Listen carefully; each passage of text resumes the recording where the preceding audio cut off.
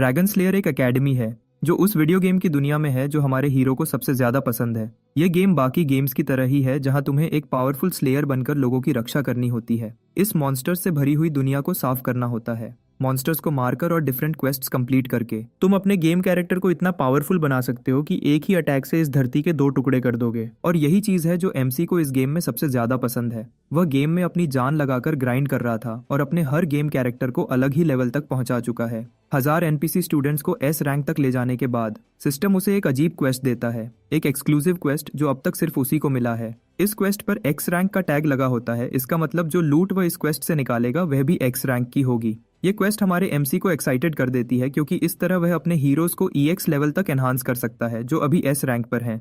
और उसके साथ साथ बाकी प्लेयर्स को भी लगता था कि एस रैंक हाईएस्ट होता है। जैसे ही क्वेस्ट शुरू करता है एमसी अचानक खुद को ड्रैगन स्लेयर एकेडमी गेम की वर्ल्ड में पाता है। और बाकी सारी ट्रांसमाइग्रेशन स्टोरीज की तरह यह बंदा बिल्कुल भी शॉक्ड या कंफ्यूज नहीं होता कि वह इस डिजिटल वर्ल्ड में कैसे आ गया। जैसे गेम्स में खींच लिया जाना बस रोज की बात हो। वह अपनी स्टैट्स चेक करता है और अभी के लिए उसकी सारी स्टैट्स 0 ही होती हैं। न स्किल्स, न ट्रेड्स, न इक्विपमेंट, कुछ भी नहीं। फिर एक और सिस्टम मैसेज उसके सामने आता है। ट्रांसमाइग्रेशन की वजह से उसे कुछ खास और एक्सक्लूसिव ट्रेड्स दिए जाते हैं।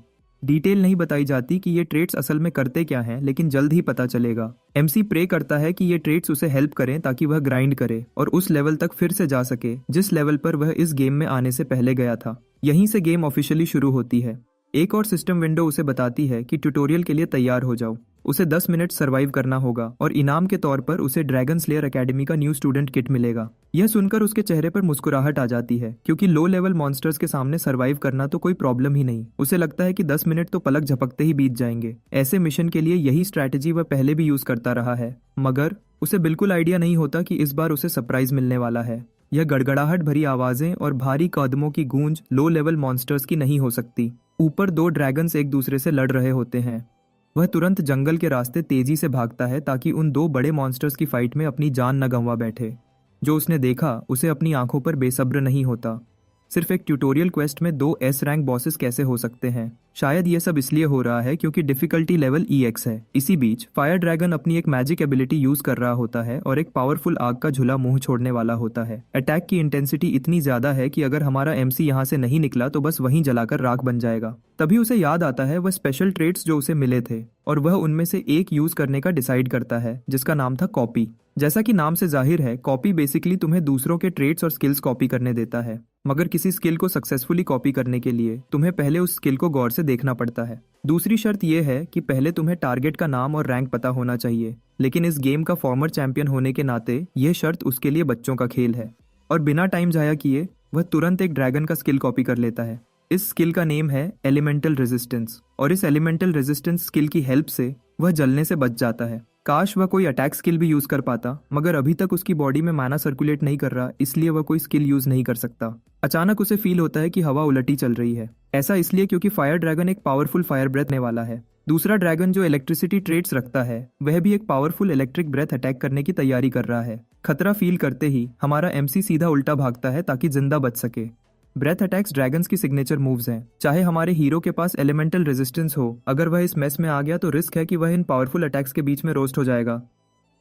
जैसे ही वह भाग रहा होता है दोनों ड्रैगन्स अपनी पूरी पावर से अपना अटैक करते हैं और इससे एक जोरदार धमाका होता है। उस समय तक 10 मिनट का काउंटडाउन पूरा हो चुका होता है जिसकी वजह से वह ट्यूटोरियल क्वेस्ट कंप्लीट हो जाता है इससे पहले कि वह जिंदा जल जाता।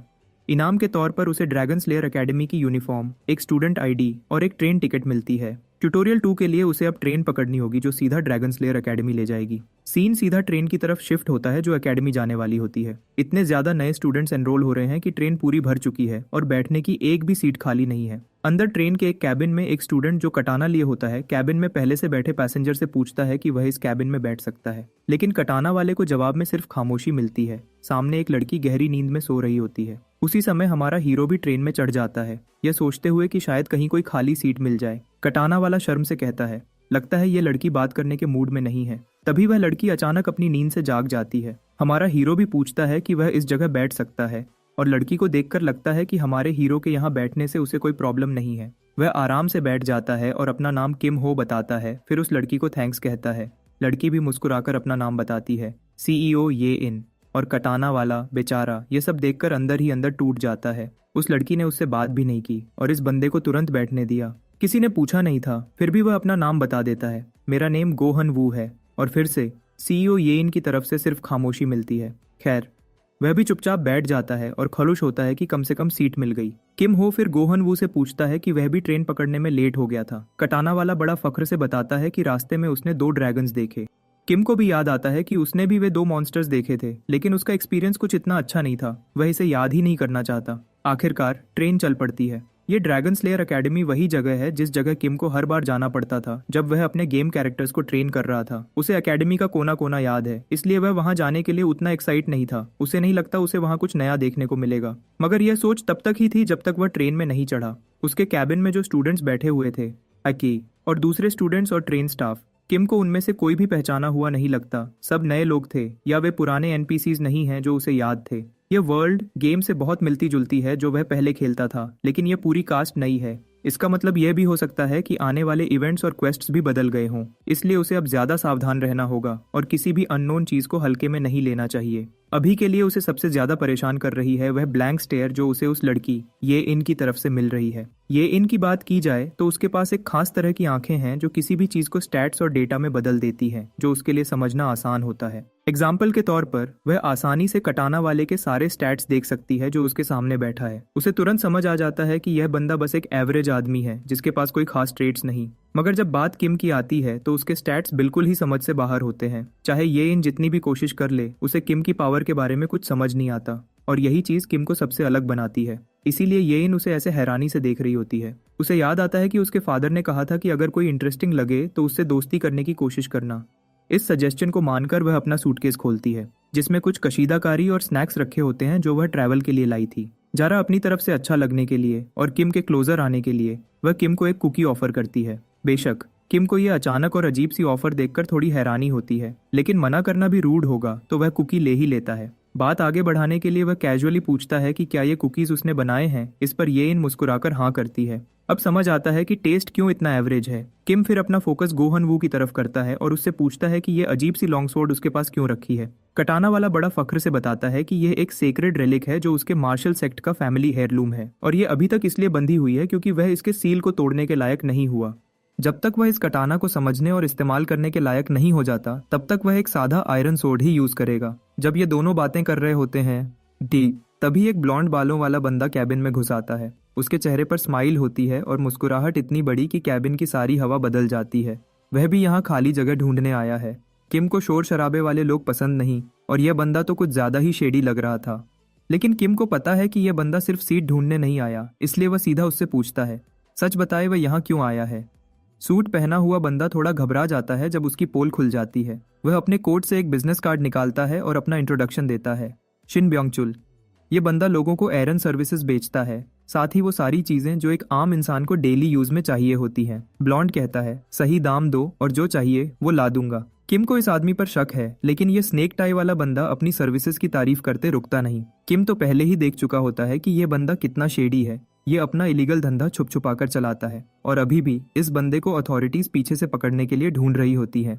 बात करते हुए यह बंदा बार बार बाहर की तरफ देखता रहता है जैसे कोई उसके पीछे पड़ा हो। ब्लॉन्ड कहता है ऐसा नहीं है, वह किसी से छुप नहीं रहा, लेकिन देखकर साफ लग रहा है कि दाल में कुछ तो काला है। वह निकलने लगता है, लेकिन लगता है देर हो चुकी है। डिसिप्लिनरी कमेटी वहां इस बंदे को पकड़ने आ जाती है ताकि उसके खिलाफ एक्शन ले सके और ब्योंगचुल को अच्छी तरह समझ आ जाता है कि उसकी तो लग गई है। यह डिसिप्लिनरी कमेटी असल में स्टूडेंट्स की बनाई हुई एक कमेटी है जो एकेडमी के अंदर लॉ और ऑर्डर को संभालती है। हाँ, और इस गेम में तुम्हें ऐसा लगेगा जैसे इस कमेटी के पास सरकार से भी ज्यादा पावर है। ये लोग बिना टाइम वेस्ट किए अपनी अथॉरिटी दिखाते हुए इस ब्लॉन्ड से कहते हैं कि वह अपनी जगह से न हिले और अपनी सारी इलीगल चीजें सरेंडर कर दे। बेचारा ब्योंगचुल अपना बचाव करता है, बताता है कि उसका जुर्म इतना छोटा सा है, लेकिन उसे ऐसे ट्रीट किया जा रहा है जैसे वह कोई खूनी पागल सीरियल किलर हो। कमेटी की हेड तुरंत उस बेचारे को कोऑपरेट न करने पर एक पावरफुल इलेक्ट्रिक शॉक देती है। ये लड़की एक लाइटनिंग टाइप मेज है जो किम को बहुत यूनिक लगती है। आखिर लाइटनिंग टाइप मेजेस आम नहीं होते। बढ़िया बात यह है कि किम के पास अभी एक कॉपी स्किल स्लॉट खाली है, मतलब इस लड़की की स्किल को कॉपी करने का यह परफेक्ट चांस है। किम डिसाइड करता है कि इस बेकार सी कुकी को काम में लाया जाए। वह कुकी को नीचे गिरा देता है। लगता है किम कुकी गिराने का बहाना करके कुछ करेगा। इस बीच डिसिप्लिनरी कमेटी की लीडर ब्लॉन्ड को सबका सिखाने की प्लानिंग करती है। अब जब यह शेडी बंदा दोबारा कोऑपरेट करने से इनकार करता है तो उसके पास बस कोई रास्ता बचा। अब घी निकालने के लिए उंगली टेढ़ी करनी होगी। वह एक बिजली की चिड़िया हमिंगबर्ड के शेप का बोल्ट फेंकती है जो सीधा उस बेचारे के जिस्म को चीर देने के लिए आ रहा होता है और लगता है अब तो इस बंदे की वॉट लगने वाली है। तभी हमारा हीरो अपना हाथ आगे बढ़ाकर इस लाइटनिंग अटैक को पकड़ लेता है इससे पहले कि यह शिन को लग जाए। ये देखकर डिसिप्लिनरी वाली लड़की बिल्कुल हैरान रह जाती है। किम कैबिन से बाहर निकलते हुए कंप्लेन करता है कि इस कमिटी के हंगामे की वजह से उसकी प्यारी कुकी गिर गई। लड़की को समझ ही नहीं आता कि यह लड़का क्या बकवास कर रहा है, लेकिन किम जो चाहता था कर चुका है। उसने उस लड़की की lightning attribute magic skill copy कर ली होती है। इस स्किल का नेम है हमिंग बर्ड। हमारा हीरो दुख भरे अंदाज में कहता है कि उसकी सबसे प्यारी चीज एक कुकी बर्बाद हो गई और इस कुकी की मौत के रिस्पॉन्सिबल अनोइंग स्टूडेंट काउंसिल वाले हैं। काउंसिल का एक मेंबर किम की इस फिजूल बात सुनकर गुस्से में आ जाता है। कोरियन जैसा लगने वाला बंदा धमकी देता है कि वह किम को सीधा कर देगा। इस पर हुनवू भी अपनी तलवार की तरफ हाथ बढ़ाता है और कहता है कि अगर वह ऐसा चाहता है तो वह भी किसी से कम नहीं। और दोनों पार्टीज आपस में आंखें मिलाकर टेंशन बढ़ा देती हैं। देखते हैं पहला कौन हिलेगा। तब काउंसिल की लीडर अपने गौसेल मेंबर को रोक देती है और डिप्लोमेसी का रास्ता अपनाते हुए किम हो को उसकी इनवैल्यूएबल कुकी के नुकसान के बदले एक फ्री डिजर्ट कूपन देती है। किम इस डील से तुरंत खुश हो जाता है और ब्योंगचुल बेचारा वापस अकेला रह जाता है। सच तो यह है कि किम कभी उसे बचाने नहीं चाहता था। उसका असली मकसद सिर्फ लाइटनिंग स्किल कॉपी करना था और अब जब स्किल स्लॉट और ट्रेड स्लॉट दोनों भर चुके हैं तो भाई के पास सब कुछ है जो उसे चाहिए था। कुछ ही देर बाद काउंसिल की प्रेसिडेंट उस चीज को वापस ले लेती है जो ब्योंगचुल शायद चुरा कर लाया था। असल में वह एक विग थी जो उसने स्टेशन के किसी अटेंडेंट से चुरा ली थी। क्यों? क्योंकि ब्योंगचुल पैसे के पीछे पागल है और वह इस मैजिकल आर्टिफैक्ट को बेचकर पैसा कमाना चाहता था। किम भी मानता है कि इस सब में पूरी गलती ब्योंगचुल की थी। जाते जाते वह खूबसूरत लड़की हमारे बंदे को एडवाइस करती है कि अगर वो कोई प्रॉब्लम नहीं चाहता तो ब्योंगचुल और उसके स्कीम से दूर रहे। मगर किम को दूसरों की सुनने की आदत नहीं। वह समझता है कि यह सब वह खुद संभाल लेगा।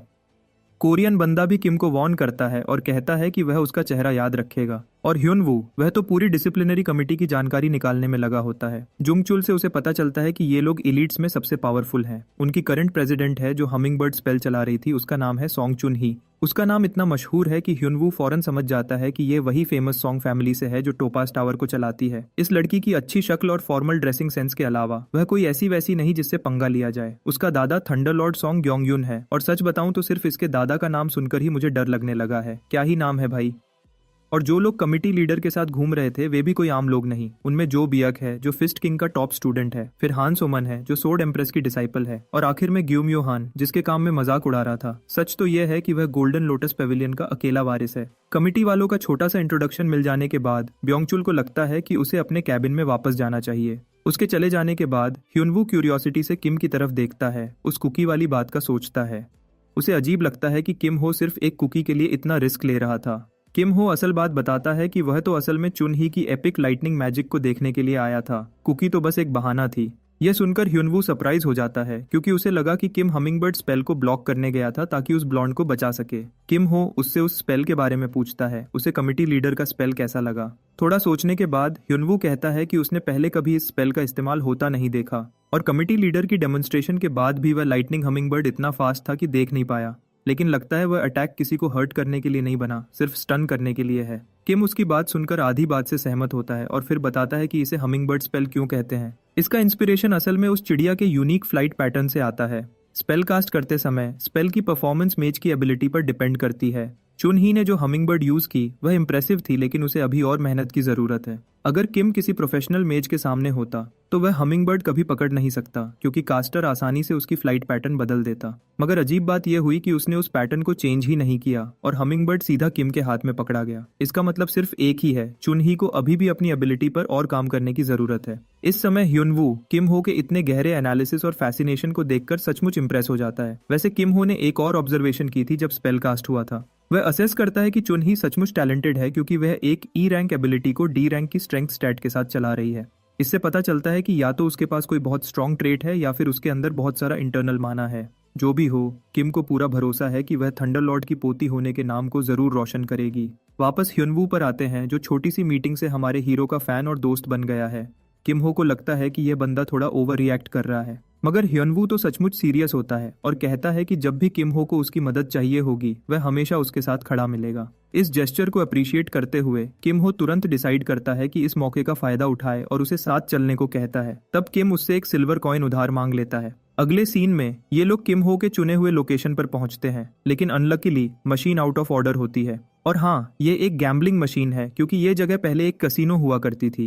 ह्युनवू को मशीन बिल्कुल टूटी फूटी और बेकार लगती है, मगर किम हो तो अपनी सारी जिंदगी की जमा पूंजी यानी वह एक ही कॉइन जो उसने ह्युनवू से उधार लिया था इस पर लगाने के लिए रेडी होता है। जब वह कॉइन मशीन में डालता है तो पहले कुछ भी नहीं होता, दोनों को लगता है कि यह सचमुच टूटी हुई है। मगर अचानक मशीन चल पड़ती है और एक हिडन इवेंट अनलॉक होता है जिसका नाम होता है ब्रोकन स्लॉट मशीन। किम हो को तो इस सब का पहले से पता था क्योंकि उसने गेम के हर अचीवमेंट अनलॉक किए हुए हैं। इस गोल्डन टिकट को यूज करते हुए हमारा हीरो लेवर खींचता है और रोल पर भरोसा करता है, मगर दोनों निशार हो जाते हैं। जो चीज उसे आखिर मिलती है वह सिर्फ एक पानी की बोतल होती है, न तो वुडन स्टिक ऑफ डिस्ट्रक्शन, न अनयील्डिंग फॉक सोर्ड, और न ही वह सीक्रेट अमेरिकन टेक्निक जिसे अमेरिकन फार्मर शॉटगन कहते हैं। सिर्फ एक पानी की बोतल। ह्युनवू को समझ ही नहीं आता कि किम हो यहाँ क्या कर रहा है। तब किम जल्दी से बताता है कि जो वह कर रहे हैं वह असल में एकेडमी के रूल्स की सीधी सीधी खिलाफ थे, क्योंकि मशीन से कुछ भी लेना मना है। यह सुनकर ह्युनवू को समझ आता है कि असल में वह तो एक वॉचमैन बन के खड़ा है, जबकि किम हो लगातार लेवर खींच रहा है ताकि रिवॉर्ड्स निकाल सके। ह्युनवू सोचता है कि शायद ठीक है, कुछ नहीं होने वाला, क्योंकि कमिटी वाले तो आमतौर पर इधर नहीं आती। बस इसी को कहते हैं फेमस लास्ट वर्ड्स। क्योंकि एक सेकंड बाद ही डिसिप्लिनरी कमेटी की मेंबर सोमन चेक करने आ जाती है कि ये लोग क्या कर रहे हैं। सोमन उन्हें याद दिलाती है कि मशीन यूज करने का अंजाम क्या होगा, यानी डिमेरिट्स। सीन सीधा उल्टा पड़ जाता है और किम हो तुरंत ह्युनवू को कहता है कि उसे थोड़ी देर बिजी रखे। वह प्यारी सी लड़की ह्युनवू से कहती है कि वह भी पनिश होगा क्योंकि वह रूल तोड़ने वाले स्टूडेंट की हेल्प कर रहा है। मगर सोमन डिसअपॉइंटेड होती है क्योंकि ह्युनवू को वाकई कोई फर्क नहीं पड़ता। वह अपने नए बने दोस्त के लिए इतना कर सकता है। वह अपनी तलवार निकाल लेता है। सच तो यह है कि वह अपनी स्किल्स को एक सोर्ड एम्प्रेस के स्टूडेंट के सामने टेस्ट करना चाहता है। सोमन भी फाइट के लिए रेडी हो जाती है और बिना और वक्त जाया किए सोमन एक पावरफुल थ्रस्ट के साथ बैटल शुरू कर देती है। उसका हैवी अटैक ह्युनवू आसानी से ब्लॉक कर लेता है और फिर तुरंत काउंटर अटैक शुरू करता है, मगर सोमन उससे बिना किसी प्रॉब्लम के बच जाती है। थोड़ा डिस्टेंस बनाकर सोमन अपने हथियार में कुछ एनर्जी डालती है और बिजली की तरह आगे बढ़ती है। वह हवा में उछलकर अपनी पूरी बॉडी का वजन एक नीचे गिरते हुए स्ट्राइक में लगा देती है। अटैक इतना भारी होता है कि ह्युनवू को दोनों हाथों से उसे रोकना पड़ता है। किम हो यह सब देखकर समझ जाता है कि ह्युनवू की सबसे बड़ी कमजोरी उसकी इंटरनल एनर्जी की कमी है, जो उसकी परफॉर्मेंस को रोक रही है। साथ ही हमारा एमसी ये भी नहीं चाहता कि सब कुछ जल्दी खत्म हो जाए, क्योंकि वह तो पूरी फाइट देखना चाहता है। इसी बीच वह सोर्ड की तरफ हाथ बढ़ाता है। किम हो एक एम्पलीफिकेशन स्पेल डालता है जो सोर्ड्समैन की मैजिक कोर को ग्रेड ई से सीधा ग्रेड सी तक बूस्ट कर देता है। मगर इस बफ की एक लिमिट है, सिर्फ 1 मिनट चलेगा और फिर 1 घंटे का कूलडाउन लगेगा। यह 1 मिनट ही डिसाइड करेगा कि ह्युनवू फाइट में क्या कर सकता है, जो अब तक सोमन के इंप्रेसिव अटैक से मुश्किल से संभल रहा था। बैटल चलती रहती है जब तक टाइमर सिर्फ 14 सेकंड्स तक नहीं आ जाता। यह देखकर किम हो सोचता है कि स्लॉट मशीन्स को आमतौर पर लोग अवॉइड ही करते हैं क्योंकि वे असल में गैम्बलिंग होती हैं।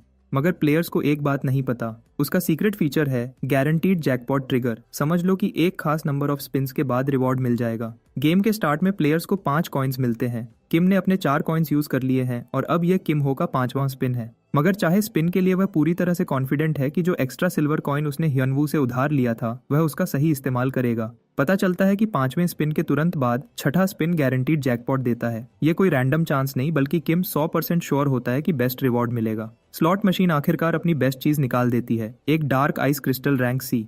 मगर इस क्रिस्टल के साथ एक वार्निंग भी आती है कि गलत तरीके से यूज किया तो प्लेयर की मौत भी हो सकती है। प्रॉब्लम हमारे लड़के के लिए तब बढ़ जाती है जब एक ब्लू हेड बैडी उससे पीछे से तलवार घूंपने वाली होती है। मगर किम पहले से ही तैयार होता है। उसे पता होता है कि उसका भरोसेमंद दोस्त उसकी मदद को आएगा।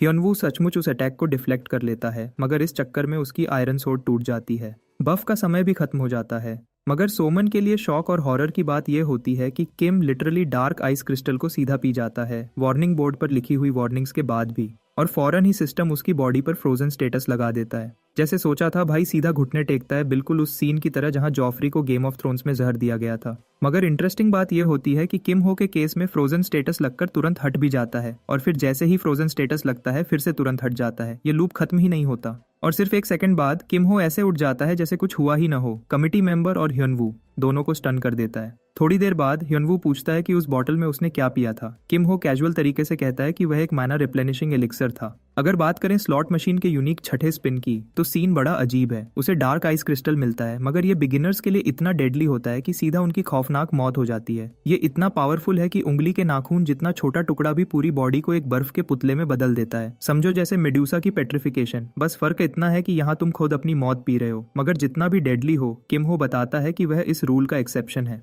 क्यों?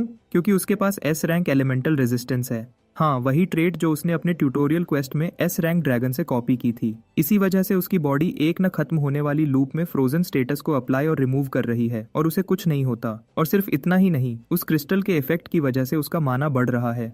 कमिटी मेंबर को हैंडल करने के लिए भाई ने अपनी ultra pro max giga chad skills का इस्तेमाल किया और उसे एक फेक एक्सप्लेनेशन से बेवकूफ बना दिया। इस बीच ह्यनवू बड़ा खुश होता है कि उसने किम की मदद की और साथ में उसे सोर्ड एम्प्रेस के स्टूडेंट के सामने अपनी स्किल्स भी टेस्ट करने का चांस मिल गया। किम हो उसका शुक्रिया करता है क्योंकि उसकी मदद के बगैर वह छठा स्पिन कभी नहीं कर पाता। यह सोर्ड्समैन किम हो की फाइट में यूज की हुई एम्पलीफिकेशन स्किल से पूरी तरह इंप्रेस हो जाता है, मगर किम एक्सप्लेन करता है कि वह इस स्किल को जब चाहे तब यूज नहीं कर सकता, जो असल में सच भी है क्योंकि इस पर कूल डाउन लगता है। किम हो की एक्सप्लेनेशन सुनने के बाद ह्यनवू को भी समझ आ जाता है कि इतनी पावरफुल स्किल की कोई ना कोई लिमिट तो होगी ही, और वह जो स्लीपी हेड ये इन है वह तो मुश्किल से उनकी बातें समझ पा रही होती है। वैसे भी अब ट्रेन अपने डेस्टिनेशन डंजन आइलैंड पर पहुंचने वाली होती है, जो ट्रेन का आखिरी स्टेशन है। डंजन आइलैंड अपने अनेक डंजन्स के लिए बहुत फेमस है। पहले यह जगह सिर्फ क्रिमिनल्स से भरी होती थी जहां कोई कानून नहीं था। सब कुछ तब बदला जब ड्रैगन स्लेयर, पहला और सबसे यादगार हीरो, ने इस आइलैंड पर कदम रखा।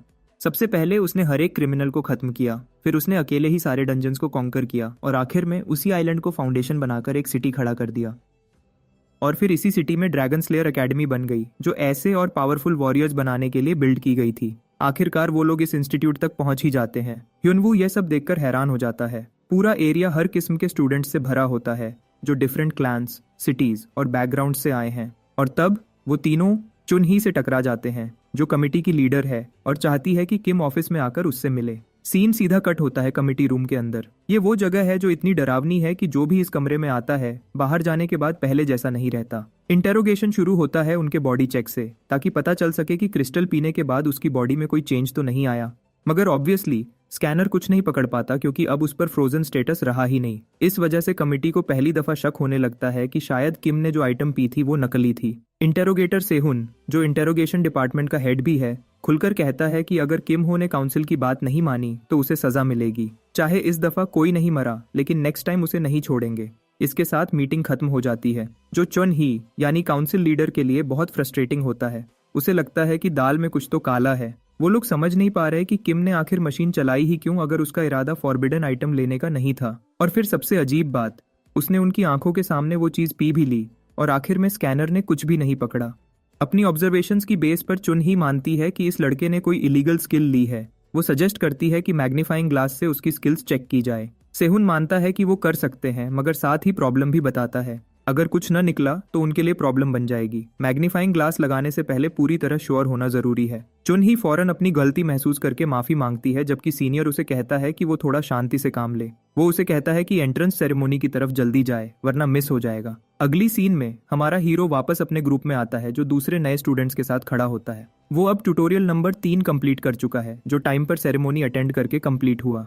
इसके बदले उसे कुछ सिल्वर कॉइन्स और एक वेपन सिलेक्शन टिकट मिलता है। चाहे ये रैंक ई का है, मगर कुछ न होने से अच्छा है, और इस तरह उसे कुछ सिल्वर कॉइन्स भी मिल गई। खैर, एंट्रेंस सेरेमनी तुरंत शुरू हो जाती है, मगर इसका पहला इंप्रेशन ज्यादा अच्छा नहीं होता। देखो, जो बंदा स्कूल को रिप्रेजेंट करने आता है वो ऐसा लगता है जैसे कोई लो टियर नशेड़ी हो।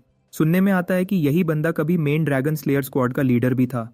एकेडमी की ट्रेडिशन के हिसाब से प्रिंसिपल हमेशा रिटायर्ड फ्रंटलाइन हीरोज में से चुना जाता है। अपने प्राइम में ये बंदा एक फैंसी सोर्ड लेकर सब हीरोज में सबसे टॉप पे था। उसके लुक्स को छोड़ो, बंदा सचमुच काफी पावरफुल था। मजे की बात यह है कि वो बदनाम भी है क्योंकि एक सेंटेस ने उसे रिजेक्ट कर दिया था, और कुछ लोग तो कहते हैं कि ये सब अभी कुछ समय पहले ही में हुआ है। लगता है मुझे अब समझ आ गया कि भाई ऐसे क्यों लगता है, वो फ्रेंड जोन के खिलाफ जंग लड़ रहा है। खैर, प्रिंसिपल नए स्टूडेंट्स को एकेडमी में वेलकम करता है। वो एकेडमी की बेस के बारे में बताता है, जो नाम से ही क्लियर है, हीरोज को तैयार करना ताकि वो ड्रैगन्स को मार सकें और सही ड्रैगन स्लेयर्स बन सकें। उनके जमाने के पहले हीरो ने वर्ड स्लेइंग पर बहुत जोर दिया था, ताकि हर स्टूडेंट समझ सके कि ड्रैगन स्लेयर बनना कितना इंपॉर्टेंट है। किम हो समझता है कि ये सब तो वेलकमिंग स्पीच होनी चाहिए, मगर भाई कसम से इतनी लंबी और बोरिंग स्पीच है कि आधे स्टूडेंट्स तो वहीं खड़े खड़े सो जाते हैं। मैं भी तुम्हारा टाइम बचाता हूँ और उन लंबे डायलॉग्स को स्किप कर देता हूँ। फिर वो पॉइंट आता है जब बंदा आखिरकार अपनी स्पीच खत्म करता है, अनाउंसमेंट खत्म हो जाती है और सिर्फ एक ही बंदा एक्साइटेड पपी की तरह लगता है, और वो है ह्यनवू, जो इस एक्सपीरियंस को मीनिंगफुल समझता है, जबकि कोई नॉर्मल इंसान जैसे हमारा एमसी इस बोरिंग स्पीच को मुश्किल से सह रहा था। लगता है ये सोर्ड्समैन अपने पुराने मास्टर के लेक्चर्स की वजह से ऐसी लंबी बकबक सुनने का आदी हो चुका है। खैर, सेरेमनी का दूसरा स्टेज शुरू होता है, जहां स्टूडेंट्स को नए साल के फॉरबिडन आइटम्स की लिस्ट याद दिलाई जाती है। अगर उनके पास ये चीज़ें पाई गई तो उन्हें पनिशमेंट मिलेगी।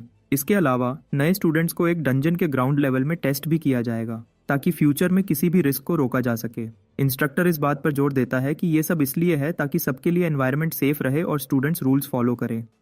इस तरह सेरेमोनी का आखिरी पॉइंट भी आ ही गया। स्टूडेंट्स अभी भी यकीन नहीं कर पा रहे कि वो मौत जैसी लंबी अनाउंसमेंट आखिर खत्म हो गई। और तुरंत ही ब्योंगचुल हमारे ट्रियो को ढूंढ लेता है और उन्हें खाने पर बुलाता है। वैसे लगता है इस बंदे ने कोई नया टैटू भी बनवा लिया है, शायद पीछे खड़ी क्यूट बीस्ट को तंग कर रहा होगा। ब्योंगचुल उन्हें सजेशन देता है कि अच्छे से खाओ, क्योंकि कल से जब पहली क्लास शुरू होगी उनकी जिंदगी बिल्कुल बदलने वाली है। उसी रात ह्युनवू और किम हो को बहुत खुशी होती है ये जानकर कि उनके दोनों का रूम साथ साथ है। किम तुरंत अंदर जाता है ताकि आराम से सेट हो सके मगर अभी वो खुद को नींद की मिठास में खो जाने नहीं देता। उसकी जगह वो अपने बेड पर बैठकर मेडिटेशन स्टांस में चला जाता है। पूरा फोकस माना इकट्ठा करने और कोर बनाने पर लगाता है।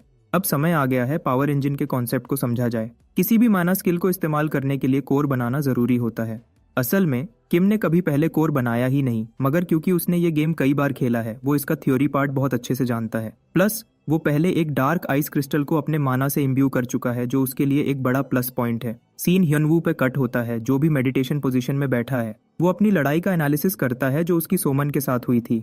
ये लड़की उसकी असल राइवल रही है। हालांकि दोनों ने अपनी पावर का अच्छा खासा हिस्सा रोक के रखा था। असल मैच होता तो रिजल्ट डिफरेंट होता।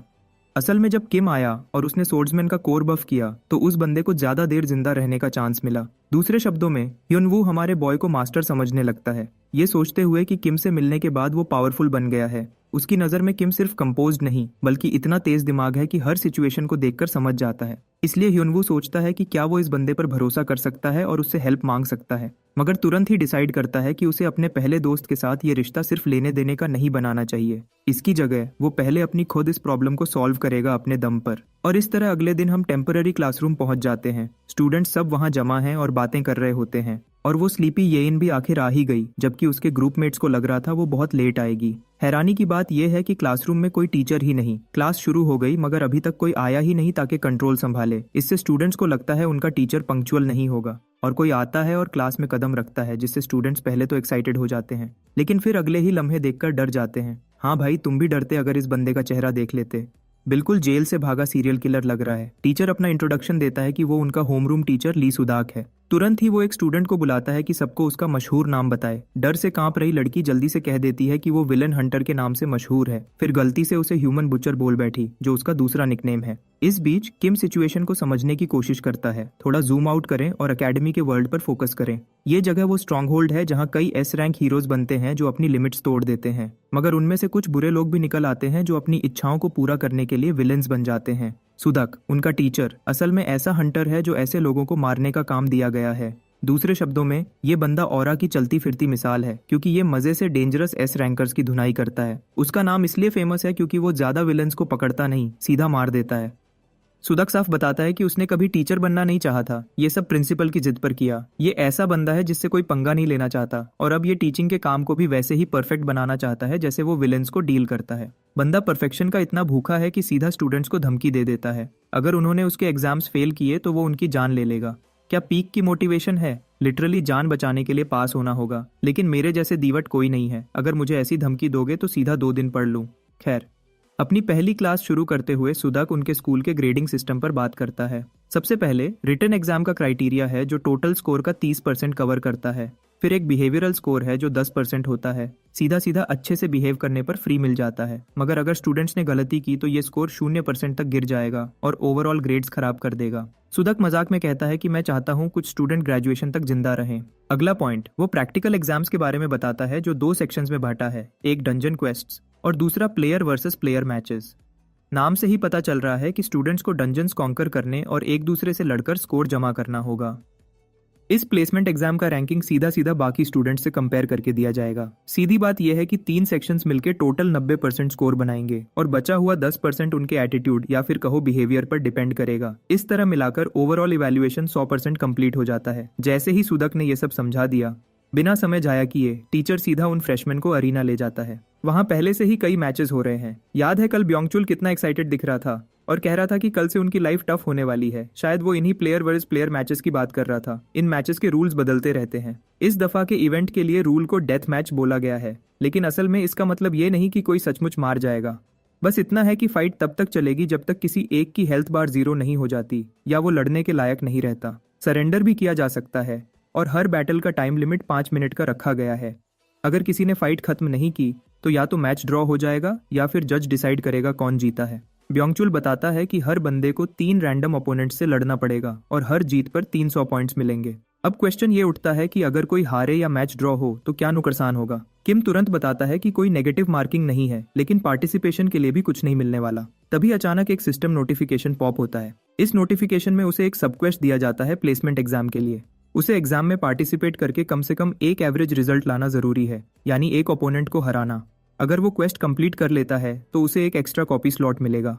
किम की नज़र में तो ये बहुत ही इजी क्वेस्ट है, क्योंकि एक जीत और डंजन में एवरेज परफॉर्मेंस मिल जाएगी। मगर सबसे इंपॉर्टेंट चीज, इस कंपटीशन की वजह से वो दूसरे स्टूडेंट्स की स्किल्स देख सकता है। यहीं उसे कुछ एक्सेप्शनल टैलेंट नजर आ सकता है जिसे वो फ्यूचर में रिक्रूट करके एक्स लेवल हीरोज बना सकता है। और अगर कोई ऐसा टैलेंट नहीं भी मिला तो भी वो उनके ट्रेड्स या स्किल्स कॉपी करके अपना फायदा निकाल लेगा। कुछ ही टाइम के बाद अनाउंसर किम हो का नाम उसके ओपोनेंट के साथ बुलाता है कि वो बैटलफील्ड पर आई। वो तुरंत देखता है कि उसका सामना एक खूबसूरत स्कारलेट बालों वाली लड़की से है जो रूबी टावर को रिप्रेजेंट करती है। ये लोग फ्लेम मैजिक में एक्सपर्ट हैं और अपनी हाई डैमेज फायर पावर के लिए मशहूर हैं। इसी वजह से किम हो को भी गेम में रूबी टावर वालों के कैरेक्टर से खेलना बहुत पसंद था।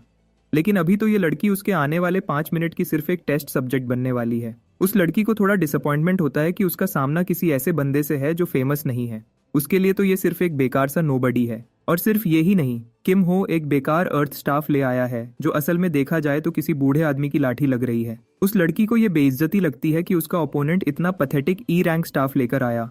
ऑब्जर्वेशन से वो ये कंक्लूड करती है कि वो डेफिनेटली एमरल्ड टावर का नहीं, मतलब अर्थ स्पेशलिस्ट मेज भी नहीं। इससे वो ये सोचती है कि शायद उसका प्लान सिर्फ सपोर्ट मैजिक चलाना होगा। वो सोच रही होती है कि किम स्टाफ को कैसे यूज करेगा कि उनका फाइट तुरंत शुरू हो जाता है। जानवा समझती है कि उसकी फाइट एक सपोर्टर कास्टर से है, इसलिए वो सीधा एक पावरफुल कंबस्शन स्किल तैयार करती है। डिसाइड कर लेती है कि ये बैटल एक ही मूव में खत्म कर देगी। जैसे ही उसने अपनी एबिलिटी कास्ट की, पूरी ऑडियंस रूबी टावर की इस रिप्रेजेंटेटिव से इंप्रेस हो गई। लेकिन जानवा खुद बिल्कुल सरप्राइज रह जाती है। उसका ओपोनेंट बिल्कुल भी डैमेज नहीं हुआ। वो एक 1 हिट किल एक्सपेक्ट नहीं कर रही थी, मगर ये कि उसके अटैक ने जरा सा भी नुकसान नहीं पहुंचाया, ये बिल्कुल अजीब था। जैसे ही धुआं हटा, हमारा हीरो एक स्माइल के साथ उसके कंफ्यूज्ड फेस को देखता है। फाइट शुरू है और जानवा पहले ही से नर्वस हो जाती है। सोचती है कि उसका अटैक क्यों फेल हो गया। शायद उसके ओपोनेंट ने डिस्पेल एबिलिटी यूज की है। वो फौरन स्ट्रेटेजी बदलती है और एक ऐसा स्पेल यूज करती है जो डिस्पेल से भी नहीं रोका जा सकता। इस दफा वो चारों तरफ एक एक्सप्लोजिव फ्लेम का कॉलम बना देती है ताकि किम हो किसी भी तरह बच ना सके।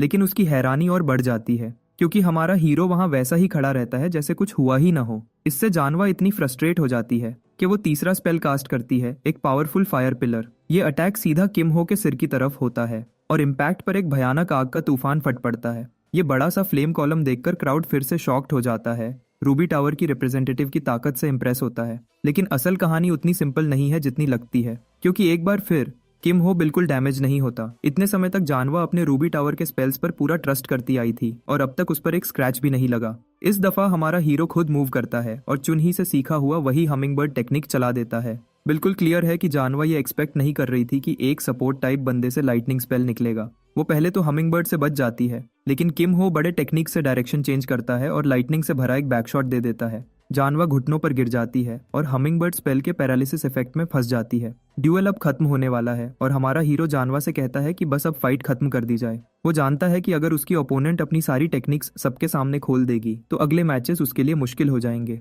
उसकी ये बात सुनकर जानवा आखिर हार मान जाती है। इससे क्राउड पूरी तरह से शॉक हो जाता है। उनकी एक्सपेक्टेशंस बिल्कुल उलट गईं, जैसे गेम ऑफ थ्रोन्स की वो घटिया एंडिंग। खैर, किम हो सोचता है कि वो पहले ही मैच में इतना फोकस कर रहा है।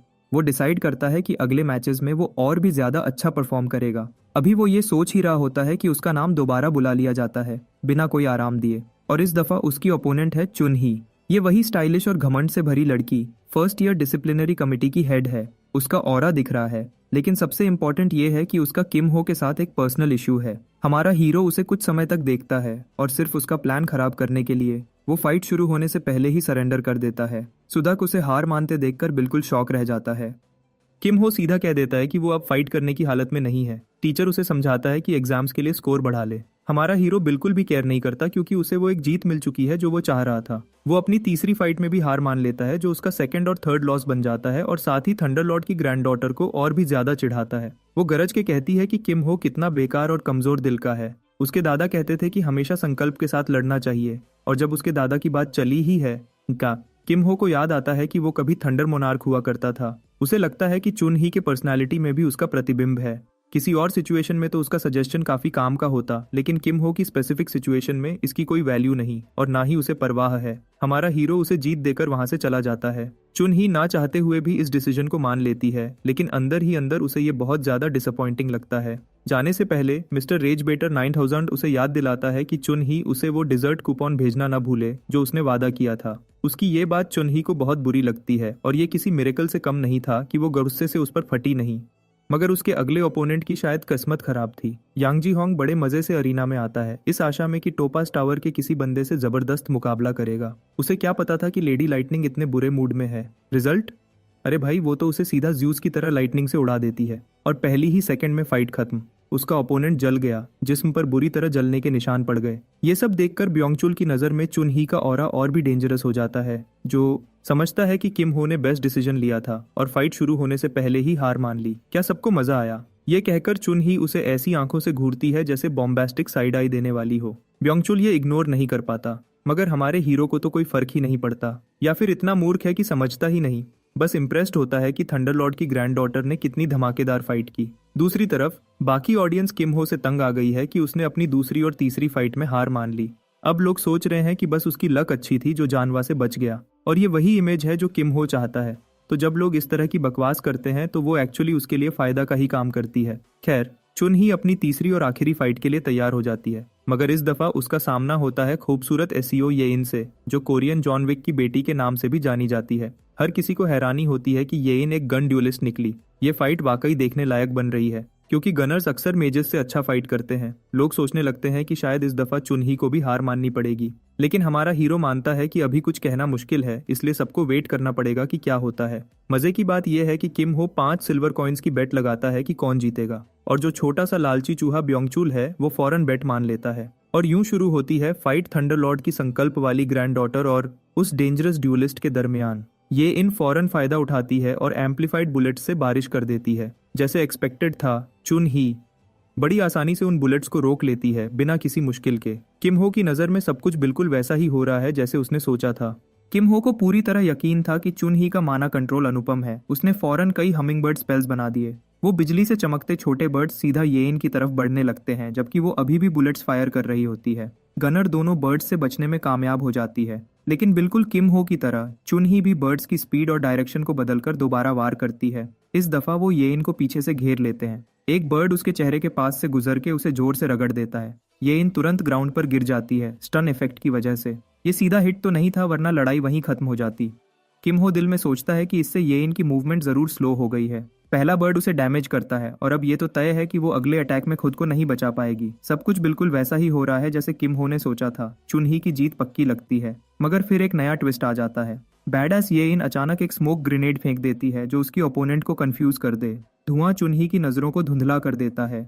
ये चाल किम हो को भी हैरान कर देती है, क्योंकि किसी और ग्रेनेड को चुन ही रोक ही लेती। अब जबकि उसकी नजर धुंधली हो गई है तो फाइट चुन ही के लिए मुश्किल हो गई है, और इसी समय येइन अपना फायदा उठा सकती है। गनर निशाना लेकर सीधा चुन ही की पीठ पर गोली चला देती है जो उसके सीने पर लगती है। पहले तो लगता है कि गोली उसे लग गई, लेकिन चुन ही ने आखिरी वक्त पर एक डिफेंसिव बैरियर डाल दिया था, इसलिए वो बच गई, मगर ऑफ गार्ड जरूर हो गई। अब उसे समझ आता है कि वो कितने खतरे में है, जबकि गनर अगला निशाना बनाने की तैयारी में होती है। इस बीच ब्योंगचुल ये भी नोट करता है कि ये इन शायद किसी अमीर बाप की बेटी है, क्योंकि वो इनविजिबिलिटी क्लोक यूज कर रही है। और सिर्फ क्लोक नहीं, उसने एक जबरदस्त राइफल भी निकाल ली है ज्यादा डैमेज देने के लिए। राइफल की एक गोली इतनी खतरनाक होती है कि चुन ही उसे ब्लॉक नहीं करती, बस मुश्किल से 1-2 इंच से बच जाती है। इस वक्त दोनों के हेल्थ बार लगभग बराबर हैं और फाइट का आधा वक्त निकल चुका है। प्रॉब्लम यह है कि इनविजिबिलिटी क्लोक की वजह से चुन ही को उसकी ओपोनेंट बिल्कुल नजर नहीं आती, और हर बार जब ये इन गोली चलाती है चुन ही उसके वार से बच नहीं पाती। गनर उस पर फिर से पीछे से अटैक करती है, मगर इस बार चुन ही ने अपने बैरियर की मदद से एक न्यू स्ट्रैटेजी तैयार की। वो बुलेट के माना रिपल को ट्रैक करती है जो उसे येइन के एग्जैक्ट पोजीशन तक ले जाता है। उस थोड़ी सी देर में चुन ही पूरी ताकत से जमीन पर बिजली छोड़ देती है। बिजली जमीन पर फैलती हुई येइन तक पहुंचती है जो उछलकर बचने की कोशिश करती है। वो इनिशियल अटैक से बच जाती है लेकिन चुन ही ने अब उसे लॉक कर लिया है। अब गनर हवा में है और अगली अटैक नहीं बचा पाएगी। हमिंगबर्ड सीधा येइन की तरफ जाता है और इस बार सीधा हिट करता है, उसे स्टन कर देता है। चुनही के बैड लक की वजह से जैसे ही अटैक कनेक्ट होता है फाइट का टाइम खत्म हो जाता है। येइन जमीन पर गिर जाती है। हेल्थ बार चुनही से कम होती है मगर मैच ऑफिशियली ओवर है। ब्योंगचुल हैरानी से मुंह खोले रहता है जबकि किम हो अपसेट हो जाता है जैसे उसके लिए ये सब एक्सपेक्टेड था। किम हो कमिटी लीडर चुनही की स्किल्स देखकर आराम से कह सकता है कि कोई भी उसे हरा नहीं सकता और डिफॉल्ट रूल के मुताबिक क्योंकि चुनही की हेल्थ ज्यादा थी इसलिए जीत उसके नाम हुई। साथ ही उसे येइन की कैपेबिलिटीज भी काफी इंप्रेसिव लगती हैं जो इतनी देर तक टिक गई। वहां दूसरी तरफ बेचारा ब्योंगचुल अपनी बैट हार जाता है और चुपचाप सिक्के किम हो को दे देता है लेकिन उसका बैट लगाने का बुखार उतरता ही नहीं। फौरन कहता है कि अगली बैट से पैसा वापस कमा लेगा। किम हो समझ जाता है कि ये बंदा तो जुए का आदी है इसलिए उसकी ऑफर सीधा मना कर देता है। अरीना में अब एक और रोशनी सी चमकती है जब ह्योनवू आता है। वो आज अपनी फाइट करने आया है। इस दफा उसका सामना है फिस्ट किंग के डिसाइपल जो बियक से। ये फाइट देखने में वाकई इंटरेस्टिंग लग रही है। किम हो इस बेट को मान लेता है और कहता है कि फिस्ट किंग का डिसाइपल ही जीतेगा। ब्योंगचुल को लगता है कि किम हो कितना निर्दयी है, अपने दोस्तों के लिए ऐसा बोल रहा है मगर किम हो बस सच बोल रहा होता है। ब्योंगचुल को किम हो की बात समझ नहीं आती। किम हो स्माइल करके कहता है कि अब उसे जल्दी ही सब समझ आ जाएगा। अब चलते हैं ह्युनवू की तरफ जो जानता है कि उसका दोस्त उसे देख रहा है इसलिए वो सोचता है कि इस फाइट में अपनी पूरी स्किल दिखाएगा चाहे कितनी मुश्किल क्यों न हो। वो अपनी आयरन सोर्ड निकालता है। बियक हैरान होता है कि ह्युनवू अपनी तलवार क्यों नहीं यूज करता मगर ह्युनवू जानता है कि अभी वो उसके लायक नहीं है। फिस्ट किंग के डिसाइपल को इस बात से कोई फर्क नहीं पड़ता,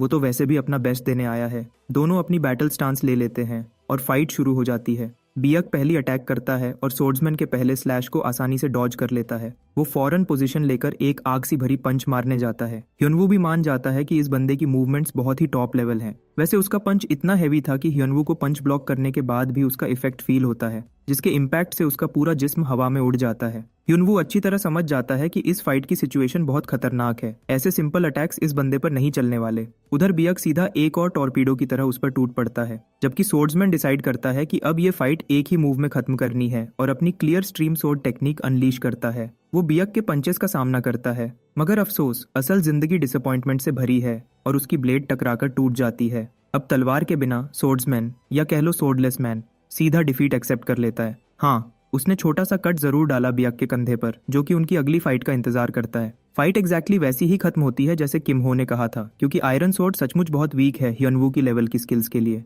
यही पहली चीज थी जो किम हो के दिमाग में आई थी जब ट्रेन में इस बंदे को लड़ते देखा था, जैसे ह्युनवू को कोई एडिक्शन हो आयरन सोर्ड्स तोड़ने की हर फाइट में। ब्योंगचुल बेचारा फिर से दुखी हो जाता है और हमारा हीरो उसे आराम से इग्नोर कर देता है। अब किम हो अपना पैसा मांगता है क्योंकि ब्योंगचुल के पास सिल्वर कॉइन सब खत्म होने को हैं। किम हो उसे एक और ऑप्शन देता है कि कोई और तरीका निकाल ले। इस बार वो चाहता है कि ब्योंगचुल उसे अच्छा खासा टाइम देकर पेमेंट करे। थोड़ी देर बाद लंच टाइम पर तीनों मिलके बैठे होते हैं क्योंकि अनाउंसर ने बता दिया था कि ब्रेक के बाद एक रेड प्लेसमेंट एग्जाम होने वाला है, तो तीनों इंटरेस्टिंग डिस्कशन में घुल जाते हैं। हमारे बॉय की तो तबीयत ही खराब हो रही है देख के कि ये नम्सकल बुंगचुल कितनी स्लो स्पीड से सैंडविच चबा रहा है। आखिर बंगचुल सैंडविच लपेट के कहता है क्या चाहिए। तब किम हो सीधा पूछता है कि सब फैक्शंस के टॉप परफॉर्मर्स कौन है। बंगचुल बिना किसी टेंशन के सब बताता है क्योंकि उसके लिए ये इन्फो कोई बड़ी बात ही नहीं। चलो अब सुनो उन 4 बड़े फैक्शंस के बारे में। स्टूडेंट काउंसिल तो अलग ही ऑफिशियल बॉडी है एकेडमी की, मगर इसके अलावा 4 बड़े फैक्शंस हैं, Marim alliance, guild federation, magic tower society और नाइट्स ऑर्डर। सच बोलो तो ये तो 4 अलग मानवा यूनिवर्सिटीज को एक ही स्कूल में घुसा दिया है। हर फैक्शन के लीडर की बात करें तो पहले आता है सोर्ड सेंट का शानदार ग्रैंडसन मो योंगजुन जो मरिम अलायंस को लीड करता है। फिर रूबी टावर की रिप्रेजेंटेटिव होंग योनवा जो मैजिक टावर सोसाइटी की कमांडर है। हाँ, वही जो किम हो के सामने फाइट में बेचारी कुछ कर ही नहीं पाई थी, असल में अपनी सोसाइटी की बहुत प्रोमिनेंट मेंबर है। तीसरे नंबर पे है गिल्ड फेडरेशन की ड्रूइड पार्क नारी जो अपनी टाइगर स्ट्राइप्ड बिल्ली की वजह से फेमस है। वैसे कहते हैं उसके ग्रुप में एक और मेंबर है जो अपनी ताकत छुपा के रखता है। और आखिर में है सोर्ड मास्टर का बेटा। देखा, ये लिटरल मानवा टाइटल लगता है, जैसे जिन रन कैंडल इस यूनिवर्स में रीइंकारनेट हो गया हो। ये ली संग यून है जो नाइट्स ऑर्डर का लीडर है। ये लाइनअप वाकई इंप्रेसिव है। बंगचुल की लिस्ट सुनकर तो किम हो भी मानता है। अचानक उन्हें याद आता है कि ह्युनवू तो नजर ही नहीं आ रहा। ब्योंगचुल को क्लब प्रेसिडेंट याद आता है और वो किम हो को छोड़ के फौरन गुस्से में उठ के चला जाता है। अब उसके जाने के बाद किम हो बस यायन के साथ अकेला रह जाता है। किम हो को लगता है ये लड़की बहुत ही अकेली है। उसकी हालत पे उसे हल्का सा अफसोस भी होता है, तो वो उससे बात करने की कोशिश करता है उस कुकी के बारे में जो यायन ने उसे दिया था। वो कहता है कि चुनही से उसे एक कूपन मिला था, तो अब वो खुशी से उस कुकी का बदला ट्रीट देकर चुका सकता है। कूपन से एक जबरदस्त ब्लूबेरी केक समन हो जाता है और यायन खुशी से उसके साथ केक खाने लगती है। केक खाते वक्त यायन उससे पूछती है कि चुनही के साथ उसके ड्यूएल पे उसका क्या ओपिनियन है और क्यों वो समझता है कि वो हार गई। किम हो सीधा बोलता है कि नॉर्मल मैना बुलेट्स से तो मैना बैरियर्स पेनेट्रेट ही नहीं होते, इसलिए अगर सामने वाला मेज हाई माना पूल वाला हो तो उसे जीतना मुश्किल है। साथ ही किम हो ये भी मानता है कि अगर यायन अपनी बुलेट्स को एम्पलीफाई करना सीख ले तो गेम ही पलट जाएगा। मगर गनर को माना ट्रेन करने का कोई चार्म ही समझ नहीं आता और किम हो को तो तब और शौक होता है जब उसे पता चलता है कि यायन ने कभी माना ट्रेनिंग की ही नहीं। वो हैरान होकर पूछता है कि फिर वो मैना बुलेट्स कैसे बनाती है और यायन बस कंफ्यूज्ड सी देखती है। उसका जवाब सुन के किम और क्यूरियस होता है और कहता है क्या उसने कभी मैजिक बुलेट स्किल ट्रेन की है, लेकिन यायन सीधा मना कर देती है कि उसने तो कभी सीखा ही नहीं। ये सुनकर किम पूरी तरह हिल जाता है।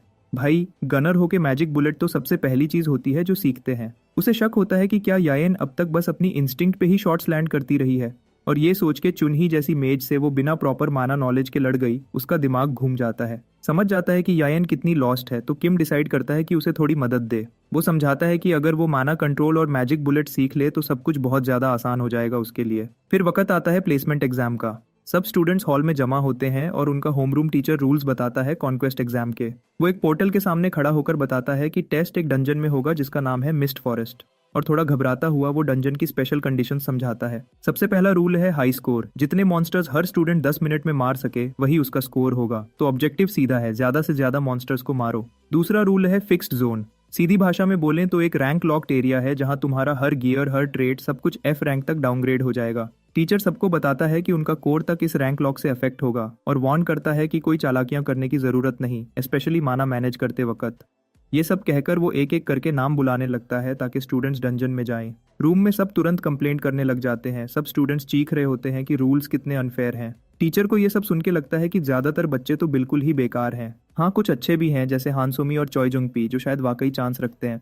अगला ग्रुप बुलाया जाता है जिसमें किम और याइन भी शामिल हैं। तैयार होते हुए किम कैजुअली याइन को कहता है कि राइफल यूज करे और अगर कोई ज्यादा नजदीक आए तो सीधा हेडशॉट मारे। चुनही दूर से ये सब देखती है और सोचती है कि अजीब बात है कि कोई लड़का जो गनर भी नहीं वो ऐसे टैक्टिकल टिप्स दे रहा है जैसे कोई एक्सपर्ट हो। उसके बाद सब अपने रास्ते निकल जाते हैं और किम अकेला डंजन के अंदर कदम रखता है। काफी अरसा हो गया था जब वो आखिरी बार यहाँ आया था, इसलिए वो इस चांस को अपनी नए लेवल की ताकत टेस्ट करने के लिए यूज करता है। जैसे ही टाइमर शुरू होता है वो बिना वक्त जाया किए एक गॉब्लिन को सीधा उड़ा देता है जो समझ रहा था उसका छोटा सा घटिया अटैक चल जाएगा। मिस्ट फॉरेस्ट में मॉन्स्टर्स कहीं से भी निकल आते हैं जो उन स्टूडेंट्स के लिए मुश्किल हो जाता है क्योंकि वो इनसे डील करने के आदी नहीं।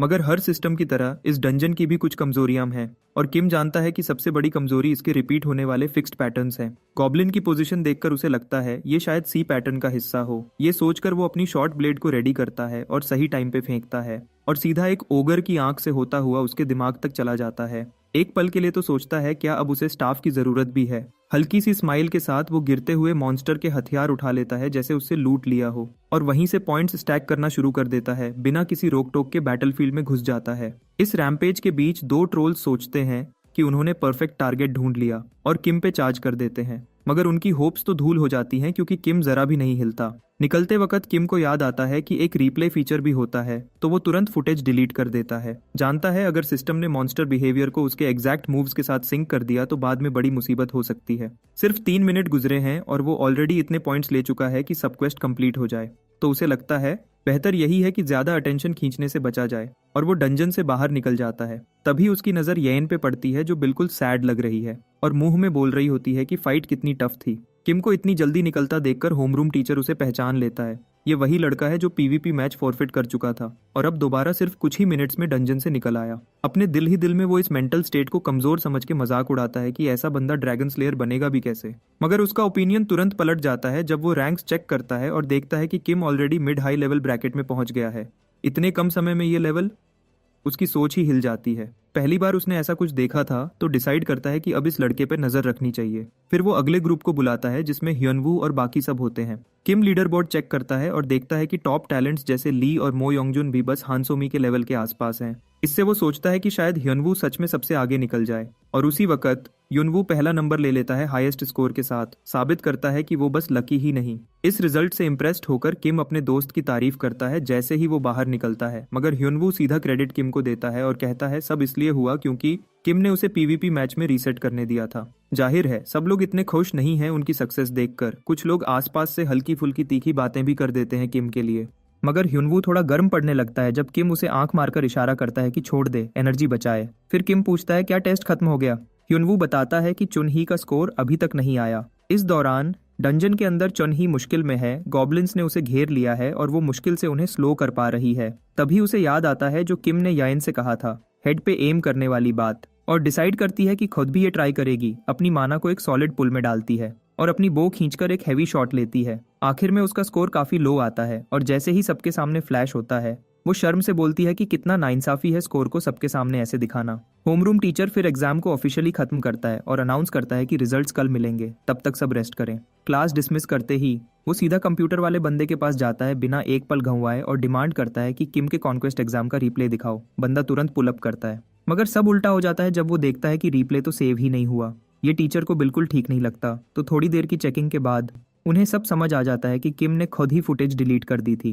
वो जानता है अगर किम इसी रेट पे चलता रहा तो जल्दी ही 2000 पॉइंट्स के ऊपर चला जाएगा। पहले तो उसके दिमाग में आता है कि शायद किम ईविल लॉर्ड का कोई अपोस्टल है जो एकेडमी में घुस आया हो, तो चुपचाप उसके खिलाफ कुछ प्लान करते हैं। फोर आइज पूछता है क्या इस केस को प्रिंसिपल तक रिपोर्ट करना चाहिए, मगर होमरूम टीचर डिसाइड करता है कि थोड़ा और ऑब्जर्व करना बेहतर है, क्योंकि अगर बिना पक्के सबूत के उस पर हाथ डाला तो किम गायब हो जाएगा और पकड़ना और मुश्किल हो जाएगा। चलते चलते ली कंक्लूड करता है कि अगर किम वाकई इम्पोस्टर है तो जल्दी ही अपनी असल शक्ल दिखा देगा। तभी कैफेटेरिया में हमारा हीरो यूनवू और येन के साथ कॉफी पे मिलता है। लगता है वो लोग कैफे में इसलिए जमा हुए हैं कि एक अजीब सी बुकलेट समझ सकें एक अच्छी कॉफी के साथ। किम यूनवू से कहता है कि अपनी स्टूडेंट आईडी निकाले और पॉइंट्स चेक करे। वो समझाता है कि जो नंबर दिख रहा है वो अवेलेबल पॉइंट्स हैं जो एकेडमी में करेंसी की तरह काम करते हैं। वो ये भी बताता है कि पॉइंट्स डंजन क्वेस्ट से मिलते हैं जैसे बुकलेट में लिखा है, और इनसे आइटम्स या सर्विसेज खरीदी जा सकती हैं, लेकिन वो और उनसे उन रिकॉर्डिंग्स को भी खरीदा जा सकता है जो स्टूडेंट डंजन से निकलने से पहले एक्सेस करते हैं, इंक्लूडिंग दूसरे स्टूडेंट्स के रिप्लेस। वो 100 पॉइंट्स देकर सोमेन का रिप्ले दिखाता है।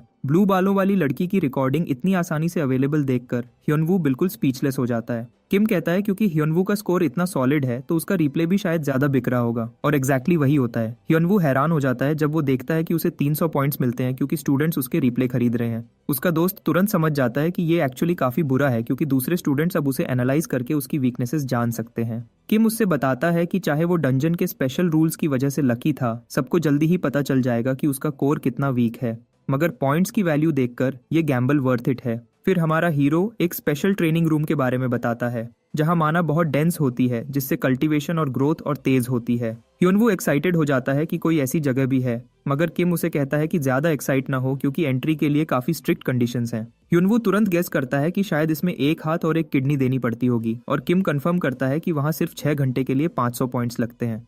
ह्योनवू को तुरंत समझ आ जाता है कि अगर वो डेली वहां जाएगा तो सड़क पे बैठे भिखारियों जैसा हो जाएगा, इसलिए वो पूछता है कोई और तरीका है क्या। तब हमारा हीरो एक्साइटेड होकर बताता है कि वो सीजन पास ले सकते हैं जो टॉप क्लब्स को दिया जाता है, मतलब उन्हें मोयंगजुन जैसे किसी से सोर्ड्समैनशिप क्लब की स्पॉट छीननी पड़ेगी जो कि इम्पॉसिबल लगता है। तो ह्योनवू तुरंत गिव अप कर देता है, मगर किम उसे बताता है कि वो उसकी हेल्प करेगा, बस एक छोटी सी कंडीशन के साथ। हल्की सी स्माइल के साथ कहता है कि वो चाहता है ह्योनवू डीप डंजन में जाए जब वो काफी स्ट्रांग हो जाए, और बताता है कि वो मिस्ट फॉरेस्ट से बहुत ज्यादा खतरनाक जगह है। ह्योनवू कंफर्म करता है कि उसमें एक वॉरियर की रूह है, इसलिए वो इस ऑफर को मान लेगा। ये सुनकर किम उससे कहता है जितना हो सके ग्राइंड कर, वो 2 हफ्तों में उसके लिए सीजन पास ले ही आएगा। उसके बाद किम वर्कशॉप की तरफ एक और डील करने चला जाता है। अंदर जाते ही वो देखता है एक शट इन सीनियर अंधेरे में बिजी है जो सीधा पूछता है क्या काम है। हमारा हीरो पोलाइटली ग्रीट करता है और कहता है कि वो मैजिक इंजीनियरिंग क्लब ज्वाइन करना चाहता है। तो बंदा किम से पूछता है कि वो सीधा वर्कशॉप 4 क्यों आया, 1 क्यों नहीं गया, और किम कहता है कि वर्कशॉप 1 वाले लोगों ने ही उसे यहाँ भेजा है, जो सीनियर को और भी पिस ऑफ कर देता है। वो बंदा सीधा बोलता है जो कहना है जल्दी कह और निकल, मुझे तंग न कर, और पीठ घुमा लेता है। किम नोटिस करता है कि उसके सीनियर के पास B rank magical engineering skill है और बिना परमिशन के कॉपी कर लेता है। उसके बाद वो इधर उधर देखने लगता है और जैसे ही उसकी नज़र एक चीज़ पे पड़ती है, एक स्माइल उसके चेहरे पे आ जाती है। वो एक शाइनी ब्लू क्यूब उठाता है और सीनियर से पूछता है क्या ये वैल्यूएबल है। बंदा कहता है ये तो बेकार का कचरा है क्योंकि ये इतना कॉम्प्लेक्स है कि कोई कॉपी नहीं कर सकता। तो किम कहता है क्या वो इसे ले सकता है, और बोलता है उसे फ्री में लेने में बुरा लग रहा है। तो वो ट्रेड ऑफर करता है एक कैटलिस्ट रिएजेंट के बदले, क्योंकि चाहे वो आइटम इतना बड़ा डील नहीं, लेकिन एक इंजीनियर को कैटलिस्ट हमेशा चाहिए ही होता है। जैसे उसने प्लान किया था, सीनियर खुशी खुशी ट्रेड कर लेता है और कहता है कि इस डील को सीक्रेट ही रखे, और हमारा हीरो हंसते हंसते वहां से निकल जाता है, देखते हुए वो बेवकूफ सेलिब्रेट कर रहा है कि उसने 1000 पॉइंट्स की कैटलिस्ट ले ली। तभी किम के सामने एक ऑप्शनल क्वेस्ट पॉपअप होती है और वो तुरंत एक्सेप्ट कर लेता है, चाहे कितनी भी मुश्किल हो, क्योंकि ज्यादातर लोग नहीं जानते कि इस क्वेस्ट का रिवॉर्ड क्या है। वो है S rank item, cube of life. और क्योंकि किम ने ऑलरेडी पास्ट में 1000 एस रैंक कैरेक्टर्स रेज किए हैं, वो सीधा मोनेट ट्रेनिंग रूम जाता है, क्योंकि उसे एक सीक्रेट पता है जिससे वो पूरी टीडियस क्वेस्ट लाइन से बचेगा। अपनी एम्पलीफिकेशन स्किल यूज करके copied B rank magic engineering को एस रैंक तक अपग्रेड करता है और शुरू हो जाता है 10/10 रूबिक्स क्यूब सॉल्व करने, एक क्रेजी 62 सेकंड टाइमर के साथ। नॉर्मली इसे सॉल्व करने में 3 दिन लग जाते, मगर वो सिर्फ 1 मिनट में सीरियस प्रोग्रेस कर लेता है। उसके बाद वो पूरी तरह लॉक इन हो जाता है और 1 घंटे तक फोकस्ड मेडिटेशन करता है अपना कोर ग्रो करने के लिए, और इसे 1 मिनट के क्यूब वर्क के साइकिल्स में रिपीट करता रहता है बिना रुके, क्योंकि उसे क्यूब ऑफ लाइफ फ्राइडे से पहले चाहिए, एक बहुत खास इवेंट के लिए। अगले दिन क्लास में किम हैरान होता है जब देखता है कि याने इतनी सुबह आ गई है जबकि ह्यूनवू लेट है, मगर उसका ध्यान तुरंत बिखर जाता है जब यान उस पर सरप्राइज डायनासोर कुकी अटैक करती है। हमारा हीरो इंप्रेस हो जाता है उसके क्रंची डायनासोर कुकीज पर। तब ह्यूनवू फाइनली दिखाई देता है और किम उससे पूछता है कि स्पेशल ट्रेनिंग रूम का एक्सपीरियंस कैसा था।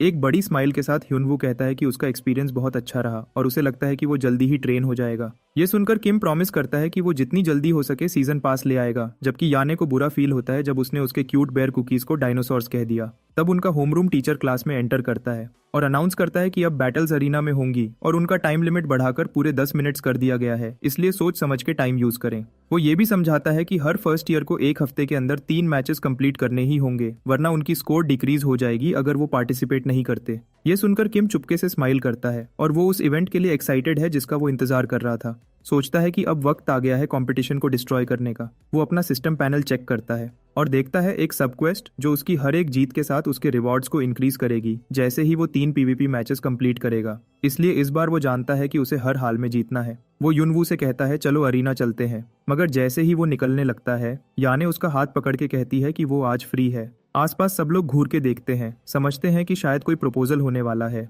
मगर उनकी उम्मीदें तुरंत टूट जाती हैं जब पता चलता है कि ये सिर्फ एक ट्रेनिंग सेशन की बात हो रही है जो दोनों ने पहले प्लान किया था। बाद में दोपहर को जब अरीना बिल्कुल खाली होता है और किम कैजुअली अपने दोस्त के साथ मजे ले रहा होता है, एक लाल बालों वाला बंदा जी होंग अचानक अंदर आता है और उसका मजाक उड़ाने लगता है कि उसने मिस सॉन्ग के अगेंस्ट हार मान ली थी। वो किम को बुरा भला बोलता है। यूनवू तुरंत गुस्से में आ जाता है। किम शांति से हाथ हिलाकर उसे रोकता है और सिचुएशन को संभाल लेता है। फिर भी किम ने डिसाइड कर रखा है कि वो रेडहेड को आसानी से नहीं छोड़ने वाला और उसे बताता है कि प्लेसमेंट एग्जाम्स में उन दोनों का सेम स्कोर आया था। ये सुनकर जी होंग और ज्यादा चिढ़ जाता है और चीखता है कि ये कितना इंसल्टिंग है। उसका कंपैरिजन एक डरपोक से किया जा रहा है और प्रूव करने के लिए वो किम को एक 1-on-1 ड्यूएल के लिए चैलेंज करता है। किम बिना हिचकिचाए एक्सेप्ट कर लेता है। किम एंजॉय करता है कि सब कुछ बिल्कुल उसके प्लान के अनुसार हो रहा है। जी होंग सोचता है कि वो एक ही स्ट्रॉन्ग मूव से मैच खत्म कर देगा, मगर किम एक कदम आगे रहता है और उसे हमिंगबर्ड स्पेल से तुरंत पैरालाइज कर देता है। वो जी होंग का मजाक भी उड़ाता है कि वो उसी ट्रिक से दोबारा हार गया, खासकर जब कुछ दिन पहले थंडर गर्ल ने भी उसकी बेइज्जती की थी। ग्रे किम कहता है कि उसने कम से कम सॉन्ग चुन ही जितनी सख्ती नहीं दिखाई और आराम से फाइट खत्म कर देता है। पूरी तरह हारकर भी रेडहेड मानने को तैयार नहीं और जिद करता है कि अगर एक और मैच हुआ तो वो अलग तरीके से खत्म होगा। किम भी मजाक मजाक में मान जाता है और एक और राउंड के लिए तैयार हो जाता है, मगर रिजल्ट वही रहता है। जी होंग और भी बुरी तरह हार जाता है। फिर भी वो गिव अप नहीं करता। जी होंग फिर चैलेंज करता है, अभी भी आशा कर रहा है कि वो जीत जाएगा, जबकि किम को बस एक और विन चाहिए होती है अपनी क्वेस्ट कंप्लीट करने के लिए। वो एक्टिंग करता है जैसे वो बिल्कुल थक गया है और कहता है कि अगर फिर से लड़ना है तो उसे कुछ रिटर्न में चाहिए होगा। बेचारा जी होंग इतना अशांत हो जाता है कि तीसरी फाइट के लिए अपने घर की बनाई हुई एक महंगी स्पिरिचुअल पिल तक दे देता है, सिर्फ इस उम्मीद में कि शायद इस बार जीत जाए। मगर इस बार भी रिजल्ट बिल्कुल वैसा ही होता है। उसकी वॉट फिर से लग जाती है, बिल्कुल उसी तरह। इस बार उसका दिमाग थोड़ा ठीक हो जाता है। वो मान लेता है कि उसकी हार पक्की है और किम से शर्मिंदा होकर माफी मांगता है और सच्चे दिल से कहता है कि उसने किम को गलत समझा। डरपोक कहना उसकी सबसे बड़ी मूर्खता थी। मगर किम उससे बस इतना कहता है कि फिलहाल तो ऐसे ही शो कराए जैसे वो एक डरपोक हो। थोड़ा अजीब लगता है, लेकिन जी होंग बिना कुछ पूछे मान जाता है। किम अपने 3 विन्स कंप्लीट कर लेता है जैसे उसकी सबक्वेस्ट स्ट्रेटजी में था। फिर वो ह्यूनवू से मिलता है जो बताता है कि उसने भी 2 जीत हासिल कर ली है। ह्यूनवू कहता है उसका एक और मैच बाकी है और किम को बोलता है कि वो पहले निकल जाए जब तक वो अपना काम निपटा ले। किम सीधा मोनेट ट्रेनिंग रूम चला जाता है जहां वो बड़े पेशेंस से याने को मैजिक बुलेट्स की बेसिक ट्रेनिंग देता है। उसे धीरे धीरे और मजबूत बनाने लगता है। वो लड़की बड़ी तेज निकली। जिस स्पीड से वो सीखती जा रही है किम उससे इम्प्रेस हो जाता है। ट्रेनिंग तब तक चलती रहती है जब तक याने की फाइट की बारी नहीं आ जाती और इस मैच में उसका सामना एक हरे बालों वाले लड़के क्वाकजी च्योल से होता है। वो लड़का थोड़ा स्मार्ट बनने की एक्टिंग करता है और उस एरिया का फायदा उठाकर छुप जाता है, मगर याने बस हल्का सा मुस्कुराती है और उसे एक चिड़िया की तरह निशाना बनाकर गिरा देती है। एकदम साफ और आसान जीत मिल जाती है। उस रात होमरूम टीचर बैठ के मैच रिप्लेस देख रहा होता है और उसे कुछ अजीब लगता है। उसकी आंखें फट जाती हैं जब वो याने की फाइट देखता है और हैरान होता है कैसे कोई सिर्फ 2 दिन में इतना इम्प्रूव कर सकता है। तभी उसे याद आता है कि उसने सुना था किम उसके साथ ट्रेनिंग कर रहा था और उसे समझ आ जाता है कि किम ने फिर से कुछ बड़ी चालें चली हैं। ये सोचकर टीचर थोड़ा घबरा जाता है और वो सोचता है कि असल में ये लड़का है कौन। उधर किम आराम से किसी और जगह पूरी तरह क्यूब पे फोकस किए हुए होता है और आखिर वो क्यूब ऑफ लाइफ को बना लेता है जो लाइफ टाइप आइटम्स की इफेक्टिवनेस को 1.3 गुना तक बढ़ा देता है।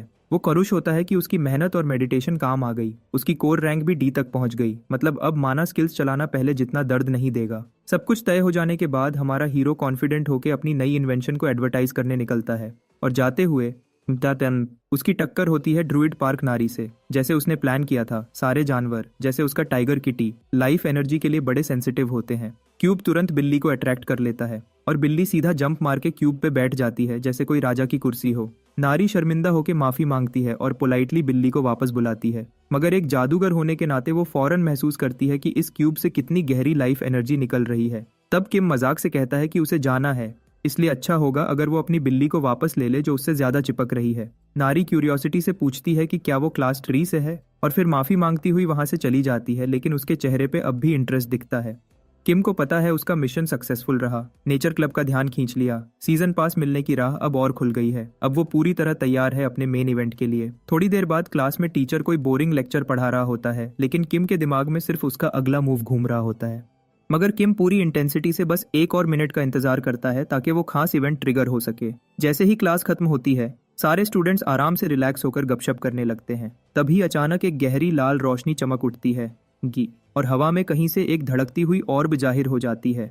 उस ऑर्ब से बिजलियां निकलती हैं जो हर स्टूडेंट को एक पल के लिए हिला के रख देती है, मगर उनकी घबराहट ज्यादा देर नहीं टिकती क्योंकि और भी उतनी ही तेजी से गायब भी हो जाती है। शुरू में सबको लगता है कि शायद कुछ हुआ ही नहीं, मगर धीरे धीरे सब एक दूसरे की तरफ देखकर हैरान रह जाते हैं क्योंकि सबके माथे पे अजीब नंबर्स छप गए होते हैं। हमारे हीरो को तुरंत समझ आ जाता है कि ये वही छानबीन है जो अचानक होने वाली होती है, जिसे बैंड वेव कहते हैं। इसमें किसी एडवांस्ड साईफाई जैसे मैजिक का इस्तेमाल होता है जो चेक करता है कि स्टूडेंट्स के पास कोई भी निजी या इलीगल आइटम तो नहीं, और अगर होती है तो तुरंत उन्हें लॉक कर देता है।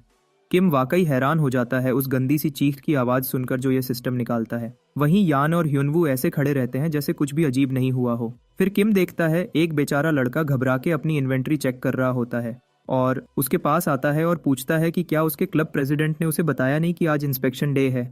फिर भी वो बेचारा चीख पड़ता है। वैसे तो उसके पास कुछ इलीगल नहीं, मगर जो चीजें हैं वो ऐसी हैं जो किसी भी मर्द को पकड़े जाने पर शर्म से डूब मरना चाहिए। तब हमारा हीरो बड़े ही आराम से कहता है कि अगर वो चाहे तो वो उसकी हेल्प कर सकता है। पहले तो लड़का शक करता है कि किम वाकई कुछ कर भी पाएगा या नहीं, लेकिन जैसे ही किम उसका आइटम वापस लेता है लड़का तुरंत गिड़गिड़ाता है कि उसे बचा लो और वचन देता है कि वो उसकी हर बात मानेगा। ये सुनकर किम बिल्कुल शांत अंदाज में उसे याद दिलाता है कि अब वो उस पर एक कर्ज छोड़ गया है। वो लड़का बिना किसी हिचकिचाहट के इस बात पे अग्री करता है। फिर किम उससे कहता है कि अपने सारे बैंड आइटम्स आराम से उस क्यूब के अंदर डाल दे। इस पर लड़का किम से पूछता है कि क्या ये वाकई सेफ है। दोनों टेबल के नीचे चिपक के बैठे हुए जैसे कोई इलीगल काम कर रहे हो। किम लड़के से कहता है लेना है तो लो वरना रहने दो। जैसे ही किसी के चलने की आवाज आती है लड़का घबरा के बिना कुछ कहे अपने सारे illegal items cube of life में डाल देता है। उसी समय चुनही एक धमाकेदार एंट्री लेती है और चीखती है कि सब चोर वहीं रुक जाएं।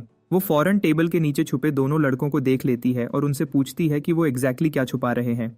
पर किम आराम से खड़ा हो जाता है और कहता है कि बस बॉयज की प्राइवेट बातें हो रही थी और ये उसके मतलब की बात नहीं।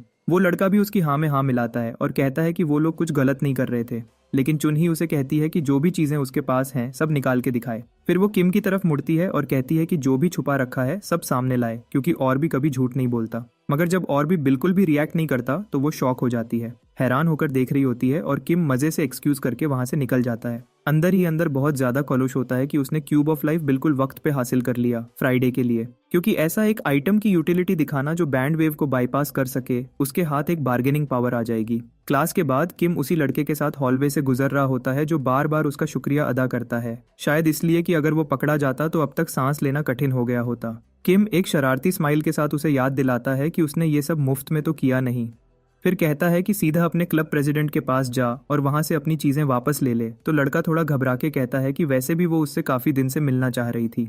देखा जाए तो थीव्स गिल्ड पूरे ड्रैगन स्लेयर एकेडमी में सब इलीगल आइटम्स को इधर उधर करने की जिम्मेदार है। और बिल्कुल एंट्रेंस पे किम देखता है कि वो बेचारा बिल्कुल निश्चलता से अपनी बॉस को हेलो कहता है और वो सीधा उसके चेहरे पे लात मार देती है कि उसने उसे उसके छुट्टी के दिन परेशान क्यों किया। फिर वो बेचारे की अच्छी खासी धुलाई करती है कि उसने उसका कीमती फ्री टाइम बर्बाद कर दिया, और किम देखता है कि वो उस बेचारे पर किस तरह टूट पड़ती है। आखिर किम उसे याद दिलाता है कि वो भी वहाँ खड़ा है, और वो लड़की फौरन शांत हो जाती है और अपना परिचय करवाती है कि उसका नाम गायोंग है और वो थीव्स क्लब की प्रेसिडेंट है। वो तुरंत बिजनेस मोड में चली जाती है और डिमांड करती है कि किम उसे वो चीज दिखाए जो बैंड वेव सिस्टम को पूरी तरह बाईपास कर सकती है। जब वो क्यूब ऑफ लाइफ को करीब से देखती है तो उसे विश्वास नहीं होता कि ये वही चीज है जिसके बारे में उसने सुना था, और वो मान भी लेती है कि उसका दिल कर रहा है अभी के अभी इसे चुरा ले।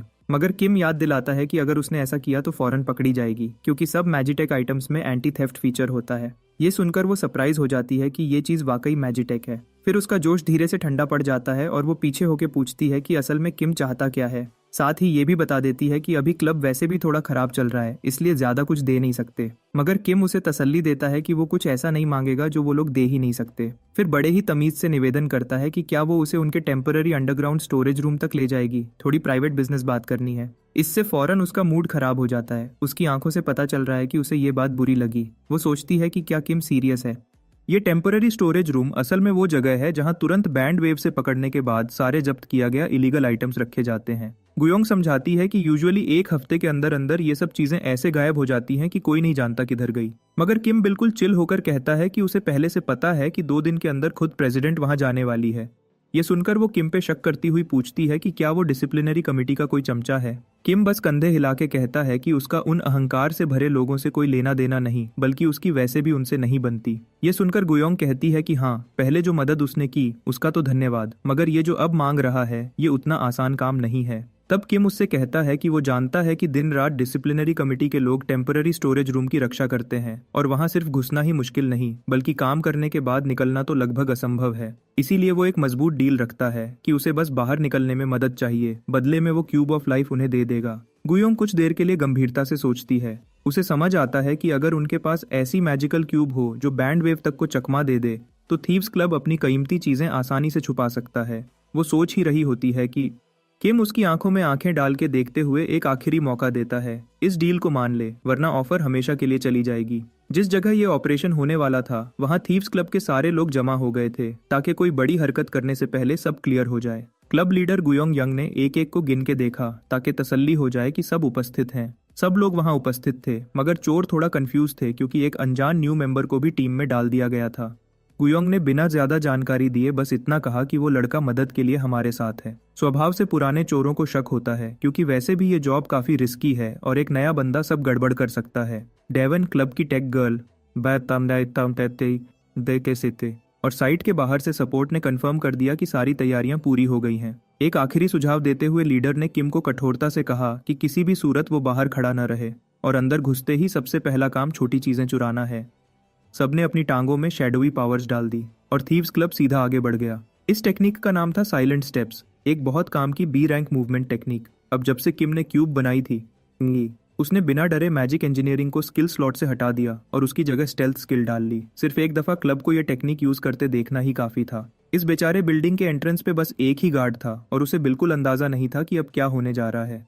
एकदम से उसने अजीब सी बटरफ्लाइज अपने आसपास मंडराती देखी। तब उसके दिमाग में शक जागा कि कुछ गड़बड़ है, मगर तब तक बटरफ्लाइज गायब हो चुकी थी और एक शैडोड फ्लाइट बन गए थे। ये समय गार्ड्स को पकड़ने के लिए सही था। ये एक परफेक्ट तरीका था ताकि बिना खून बहाए गार्ड को पकड़ा जा सके। इस पुरानी बिल्डिंग के तीसरे मंजिल पर बहुत सारा हथियाया गया ट्रेजर था। वहां अथॉरिटीज ने बहुत से सिक्योरिटी स्पेल्स लगा रखे थे। बहुत से ट्रैप्स से निकलने के बाद भी ग्रुप को एक गार्ड ने देख ही लिया। वो गार्ड अपने स्टाफ को बुलाने की कोशिश करता है, मगर थीफ ट्विंस तुरंत उसे बांधकर बिना हानि पहुंचाए उसे गिरा देते हैं। फिर और भी गार्ड्स मिले और ग्रुप ने बहुत ही तेजी और चतुराई से सिक्योरिटी वालों को बिना खून बहाए कंट्रोल कर लिया। आखिर वो लोग उस आखिरी मोड तक पहुंचे जो टेम्पररी स्टोरेज रूम तक जाता था, मदर लोड तक जाने से पहले। गुयोंग यंग ने एक आर्टिफैक्ट निकाला ताकि आखिरी बार चेक कर सके।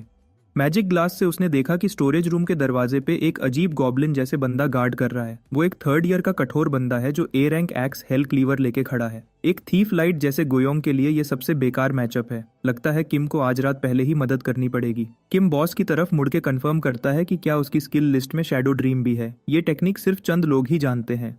मगर अब इतना वक्त नहीं बचा था कि किम समझा सके कि उसे ये सब कैसे पता चला। बॉस बताती ही ये उसने हल्का सा छूकर एम्पलीफाई यूज किया और सी रैंक शैडो ड्रीम को सीधा ए रैंक तक चढ़ा दिया। समय हाथ से निकल रहा था, इसलिए किसी को सरप्राइज्ड होने का मौका ही नहीं मिला। जू यंग ने शैडो ड्रीम चलाया और इतने बटरफ्लाइज निकाली जितने उसने जिंदगी भर में कभी नहीं देखे थे। वो पर्पल बटरफ्लाइज तुरंत एक्स लेके खड़े उस गुंडे के इर्द गिर्द मंडराने लगे, और जिस तरह का वो जंगली था उसने वो बड़ा सा हथियार घुमाना शुरू कर दिया बटरफ्लाइज को मारने के लिए। मगर बेचारा समझ नहीं पाया। जैसे ही एक बटरफ्लाई उसके करीब फटी, चेन रिएक्शन ट्रिगर हो गया। एक्स वाला गुंडा एक ही झटके में लाइन से बाहर हो गया। वो बिल्कुल ऐसा लग रहा था जैसे कोई कोकून हो जो अभी पंख लेकर निकलने वाला हो। ए रैंक स्किल्स आखिर ए रैंक ही होती हैं। यू यंग ने दिल ही दिल में तय कर लिया कि मिशन के बाद उस फ्रेशमैन से जरूर पूछेगी कि ये सब अजीब हरकतें क्या हैं। प्लैंक। आखिरी रुकावट हटने के बाद थीव्स ने खजाना लूटना शुरू कर दिया। सब चमकती कीमती चीजें ढूंढ रहे थे। किम ने भी थोड़ी पर्सनल शॉपिंग कर ली। एकेडमी की बैंड आइटम लिस्ट ज्यादातर ऐसी चीजें रिस्ट्रिक्ट करती है जो बॉडी या माइंड को नुकसान पहुंचाए। अगर कोई चीज खतरनाक साइड इफेक्ट्स वाली हो तो वो सीधा बैन हो जाती है। आज रात किम की नजर बैंड आइटम्स पर है जिनमें एलिमेंटल पेनल्टीज हैं, जैसे ये शॉक स्टोन जो पैरालिसिस करता है। किम की एस रैंक एलिमेंटल रेजिस्टेंस की वजह से इन चीजों के कोई ड्रॉबैक्स नहीं बचते। कुछ देर तक आइटम्स को अच्छे से देखने के बाद उसने अपनी शॉपिंग पूरी कर ली। अब थोड़ा वक्त और मिल गया है तो सोचा क्यों ना कुछ स्किल बुक्स भी देख लो। एलिमेंटल पेनल्टीज वाली स्किल्स ज्यादातर बहुत पावरफुल होती हैं। उसे बुक्स देखते हुए आखिर एक जलती हुई बुक नजर आई जो गर्मी छोड़ रही थी। किम की कॉम्बैट स्किल्स वैसे भी कम है। वो लकी था कि उसे ये फायरी फिस्ट वाला ग्रिमोयर मिल गया। जब टीम लूट समेट रही थी तब कुछ लोग अचानक अंदर घुस आए। ड्रैगन स्लेयर एकेडमी का स्टूडेंट काउंसिल प्रेसिडेंट सॉन्ग चुनकी और दूसरे साल का डिसिप्लिन कमेटी मेंबर ग्वॉक्स्युंग जे वहां आ गया। दांग यूयंग घबराई नहीं मगर थोड़ी सी चिढ़ गई। लगता है इस ऑपरेशन को करने के लिए उन्होंने गलत दिन चुना। स्टूडेंट काउंसिल प्रेसिडेंट ने बिना किसी की सुनने सीधा डिमांड किया कि सब लोग शांति से सरेंडर करें और डिसिप्लिनरी रूम चलें। जितना ज्यादा ये ऑपरेशन लंबा चलेगा थीव्स के लिए उतना बुरा होगा। ऐसी सिचुएशन में यूयंग ने अपने लोगों से कहा कि तुरंत फैल जाओ और अलग अलग एस्केप करो। उसने जमीन पर कुछ गिरा दिया जो एक शैडो हेवन बन गया जो कुछ मिनट्स तक उनके साथियों को छुपा सकता था, और इतना वक्त काफी था वहां से निकलने के लिए। ग्वॉक्स्युंग जे ने एक डिविनेशन क्रिस्टल निकाला और जल्दी से उन थीव्स का पता चला लिया जो अभी तक बिल्डिंग के अंदर ही फंसे हुए थे। पूरी सिक्योरिटी टीम को बता दिया गया। अब पुरानी बिल्डिंग से निकलना कठिन हो गया। अपने रास्ते से निकलते हुए किम की तरफ एक घूमता हुआ पत्थर आया। लकीली उसकी रिफ्लेक्सेस इतनी अच्छी थी कि वो उस पत्थर से बच गया। ग्वॉक्स्युंग जे एक कोने से शांति से निकलकर आया और किम की तारीफ की कि उसने पत्थर को अच्छे से डॉज करवाया। उसका कहना था कि ये अटैक कमाल का था। संगजाई को अपना होमवर्क याद था। वो थीव्स क्लब के ज्यादातर मेंबर्स को जानता था मगर इस काले बालों वाले लड़के को वो बिल्कुल नहीं जानता था। ये शायद कोई फ्रेशमैन है। किम ने एक वर्ड तक नहीं बोला। इतना समझदार था कि अथॉरिटीज के सामने अपनी आवाज तक छुपा ले, और ग्वॉक्स्युंग जे ने उसकी इस बात की रिस्पेक्ट की। अगर वो नहीं बोल रहा तो मतलब सरेंडर करना तो दूर की बात है। जमीन से हर तरफ शार्प स्टोन्स निकल आए और किम को गिराने की कोशिश की। जब डिस्टेंस कम हो गया उसने एक इलेक्ट्रिक हमिंगबर्ड समन कर दिया। ग्वॉक्स्युंग जे ने जुबान चाटकर स्टोन कैनन्स बुलाए जो ट्री रूट से बांधे हुए थे। ग्वॉक्स्युंग जे ने बहुत से कैनन बॉल्स फेंके, पूरी होप के साथ कि ये चोर को नॉकआउट कर देंगे, मगर हमिंगबर्ड बड़े आराम से उन कैनन बॉल्स से बचती गई। इस स्टूपिड ने जिंदगी में कभी ऐसा बर्ड कंट्रोल नहीं देखा था। अगर उसने पहले से डिफेंसिव स्पेल नहीं लगाई होती तो आज वो मारा गया होता। जैसे ही वो होश संभाल पाया, फ्रेशमैन थीफ उसके सामने से साइलेंट स्टेप्स चलते हुए निकल गया। बैड लक की वजह से किम के पास निकलने का सिर्फ एक ही रास्ता था, और वो रास्ता तो पूरा का पूरा किल ट्रैप से भरा पड़ा था जहां रॉक कैनन्स का जाल बिछा हुआ था। ग्वॉक्स्युंग जे ने एक और धमाका कर दिया, जैसे उसकी कोशिश हो कि इस फ्रेशमैन को सबके लिए एग्जाम्पल बना दे। अब तक तो कोई भी उसके ऐसे प्लान्ड हिट से बच नहीं पाया। वो जाने ही वाला था कि आफ्टरमैथ कैसा दिखता है। तभी उसके माथे से पसीना बहने लगा जब हॉलवे की गर्मी सीधा जहन्नुम के लेवल तक बढ़ गई। उसने आखिरी चीज जो देखी वो एक चोर था जिसका हाथ ऐसे जल रहा था जैसे सीधा दोजख से आया हो। उसने देखा कि एक फॉरबिडन स्किल खुल्लम खुल्ला चल रही है, तो संगजाई ने अपने पूरे शरीर की माना निकालकर एक स्ट्रॉन्ग ट्रिपल ब्लडस्टोन वॉल खड़ी कर दी। ये फैंसी डिफेंसिव स्पेल किम के स्मोल्डरिंग पंच के सामने पतले पेपर जैसा था। उसने इन्फर्नो फिस्ट ऐसी चलाई कि दीवार फाड़ के रख दी और सीईओ CUMMGI पीकिंग टाइप हवा में उड़ा दिया। इस बार तो बस लक थी जो सब कंट्रोल हो गया, मगर किम ने फील किया कि फॉरबिडन स्किल्स संभालना उतना आसान नहीं जितना लगता है। पावर लेवल को ठीक से मैनेज करना मुश्किल होता है। लकीली उसने वक्त पे हाथ खींच लिया, वरना सुंगजाई को सीरियस चोट लग जाती। स्कूल तो शायद चुप रह जाता, मगर एमरल्ड मैजिक टावर और डिसिप्लिनरी कमेटी तो पक्का छानबीन करते। वो लोग ओवर टाइम लगाकर किम की असल आइडेंटिटी निकालने की कोशिश करेंगे, पर उन्हें मिलना कुछ नहीं। केती। तभी उसे लोगों के चलने की आवाज सुनाई दी। किम को समझ आ गया कि अब सीधा यहाँ से निकलना ही बेहतर है। जैसे ही वो बैटलफील्ड से साइलेंट स्टेप्स लेकर निकल गया, फ्रेशमैन डिसिप्लिनरी किड्स वहां पहुंचे। अगली सुबह कुछ लोगों को उठाकर स्टूडेंट डिसिप्लिनरी कमेटी के रूम ऑफ ट्रूथ में ले जाया गया।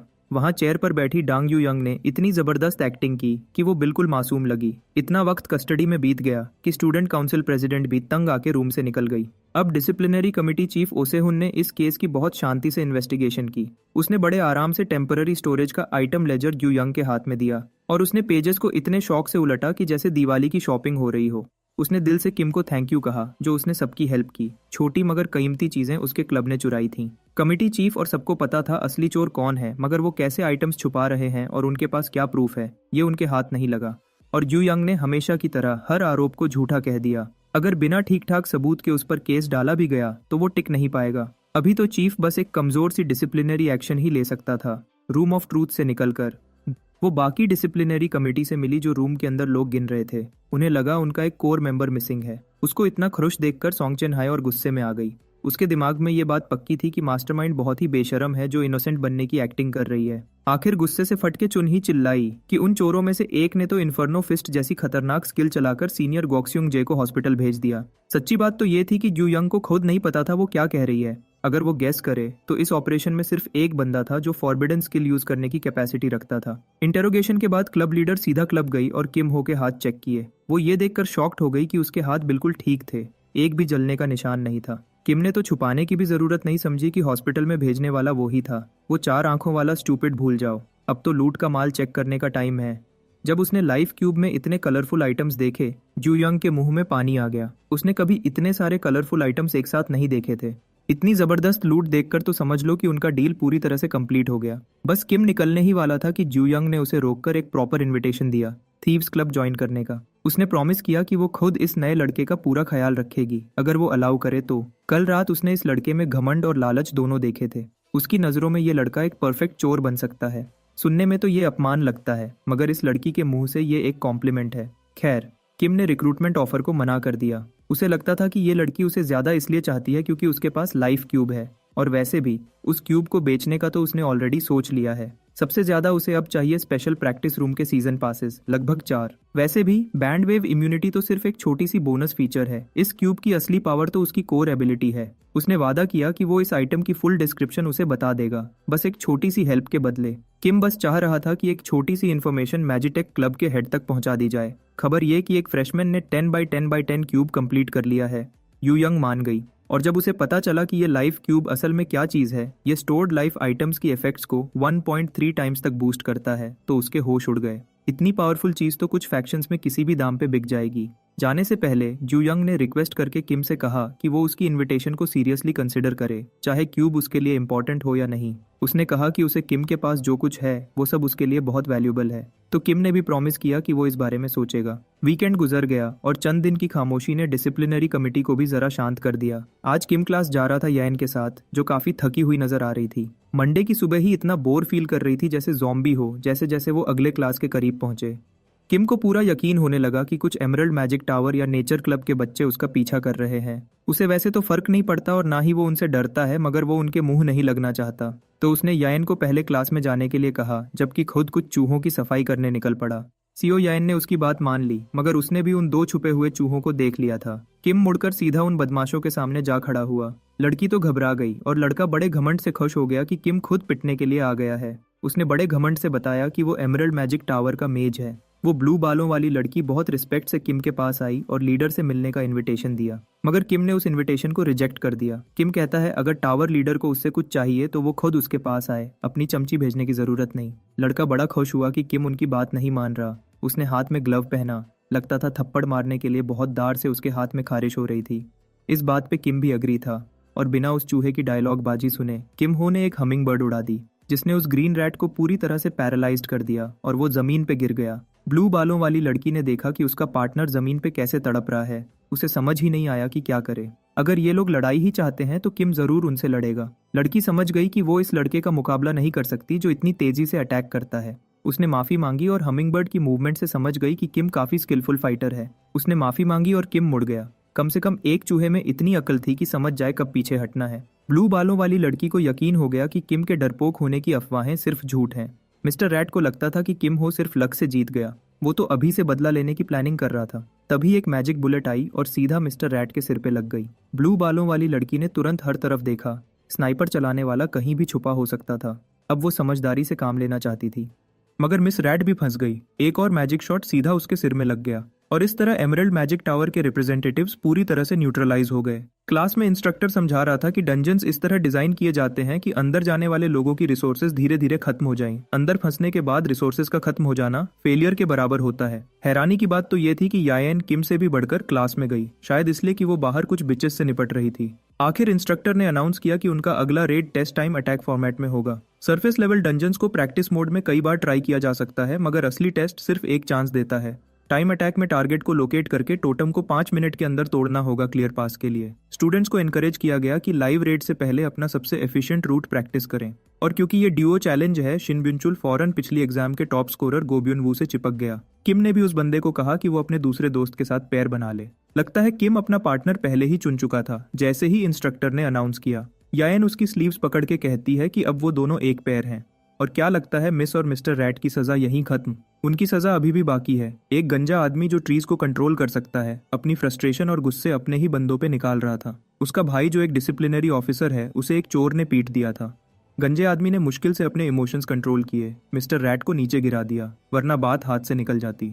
अपनी वुडन थ्रोन पर बैठा गंजा आदमी बस अपनी सोच में गुम था। एमरल्ड मैजिक टावर के प्रेसिडेंट मार्क जोंगहुआ ने डिसाइड किया कि वो उस इनफेमस किम से मिलेगा। नेचर क्लब के प्रेसिडेंट हासू योंग के एडवाइस पर। टावर की रेप्यूटेशन तो मिट्टी में मिल गई है। अगर वो उस अजीब क्यूब को हासिल कर लें तो शायद वो लोग बच जाएं।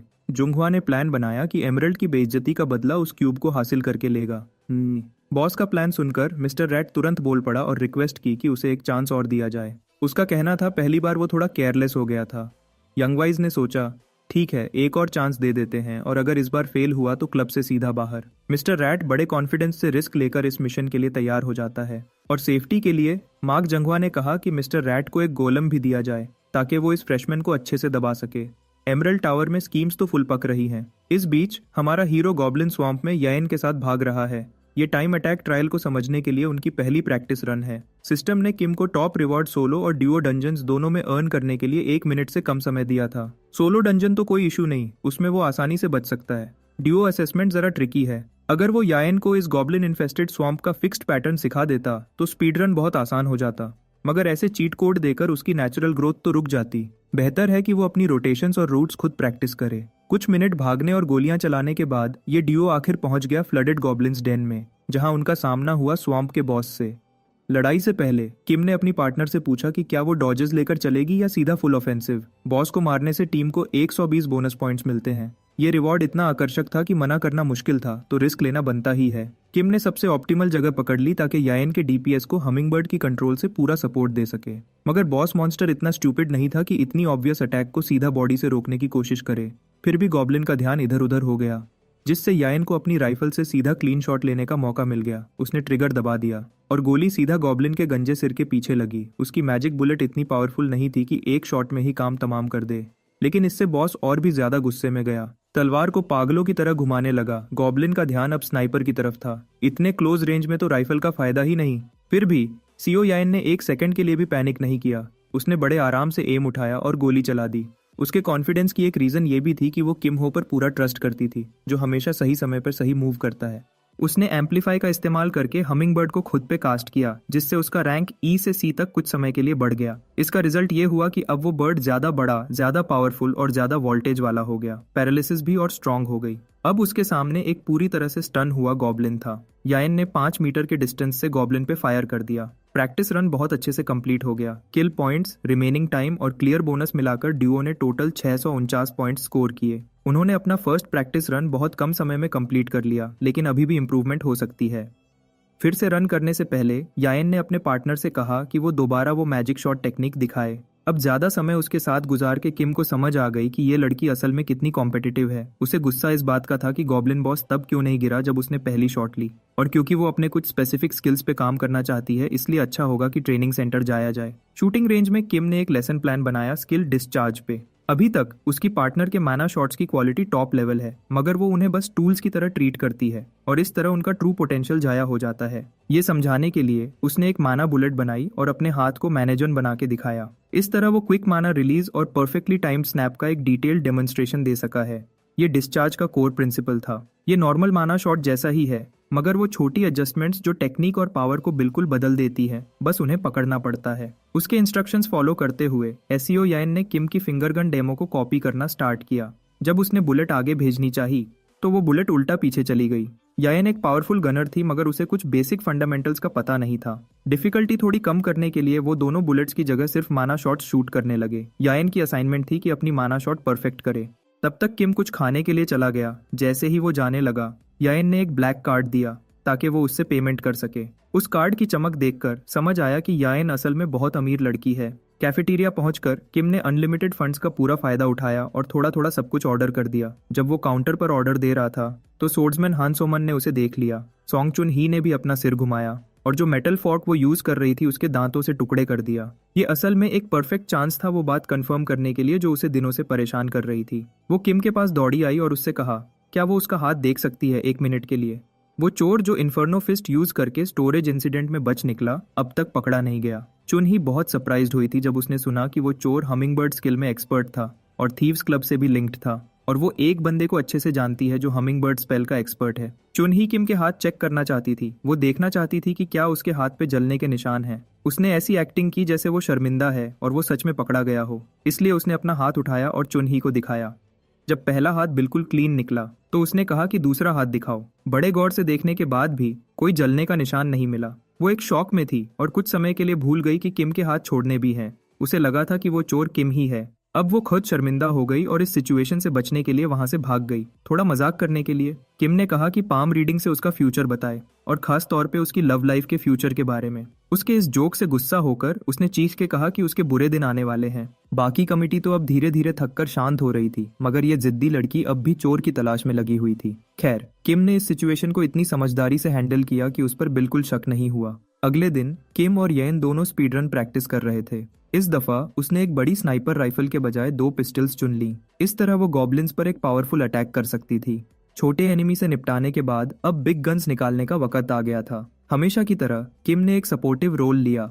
हमिंगबर्ड्स स्पैम करके स्टन करता रहा, जबकि येन ने ज्यादा से ज्यादा डैमेज दिया। इस दफा उसके शॉट सिर्फ खतरनाक नहीं थे, बल्कि इतने पावरफुल थे कि गॉब्लिन के हथियारों तक को बिना रोके छेद दिया। रिमेनिंग टाइम, किल काउंट, बॉस एलिमिनेशन और क्लियर बोनस मिला के डिओ ने 728 पॉइंट स्कोर किए। उस क्लीन परफॉर्मेंस के बाद किम ने येन को अप्रिशिएट किया क्योंकि वो ये डिजर्व करती थी। उसने कल जो सीखा था उसे अपनी बैटल स्किल्स के साथ अच्छे से यूज किया, और जब किम उसे ट्रेन में मिला था तब से उसने फर्स्ट टाइम उस लड़की को स्माइल करते देखा।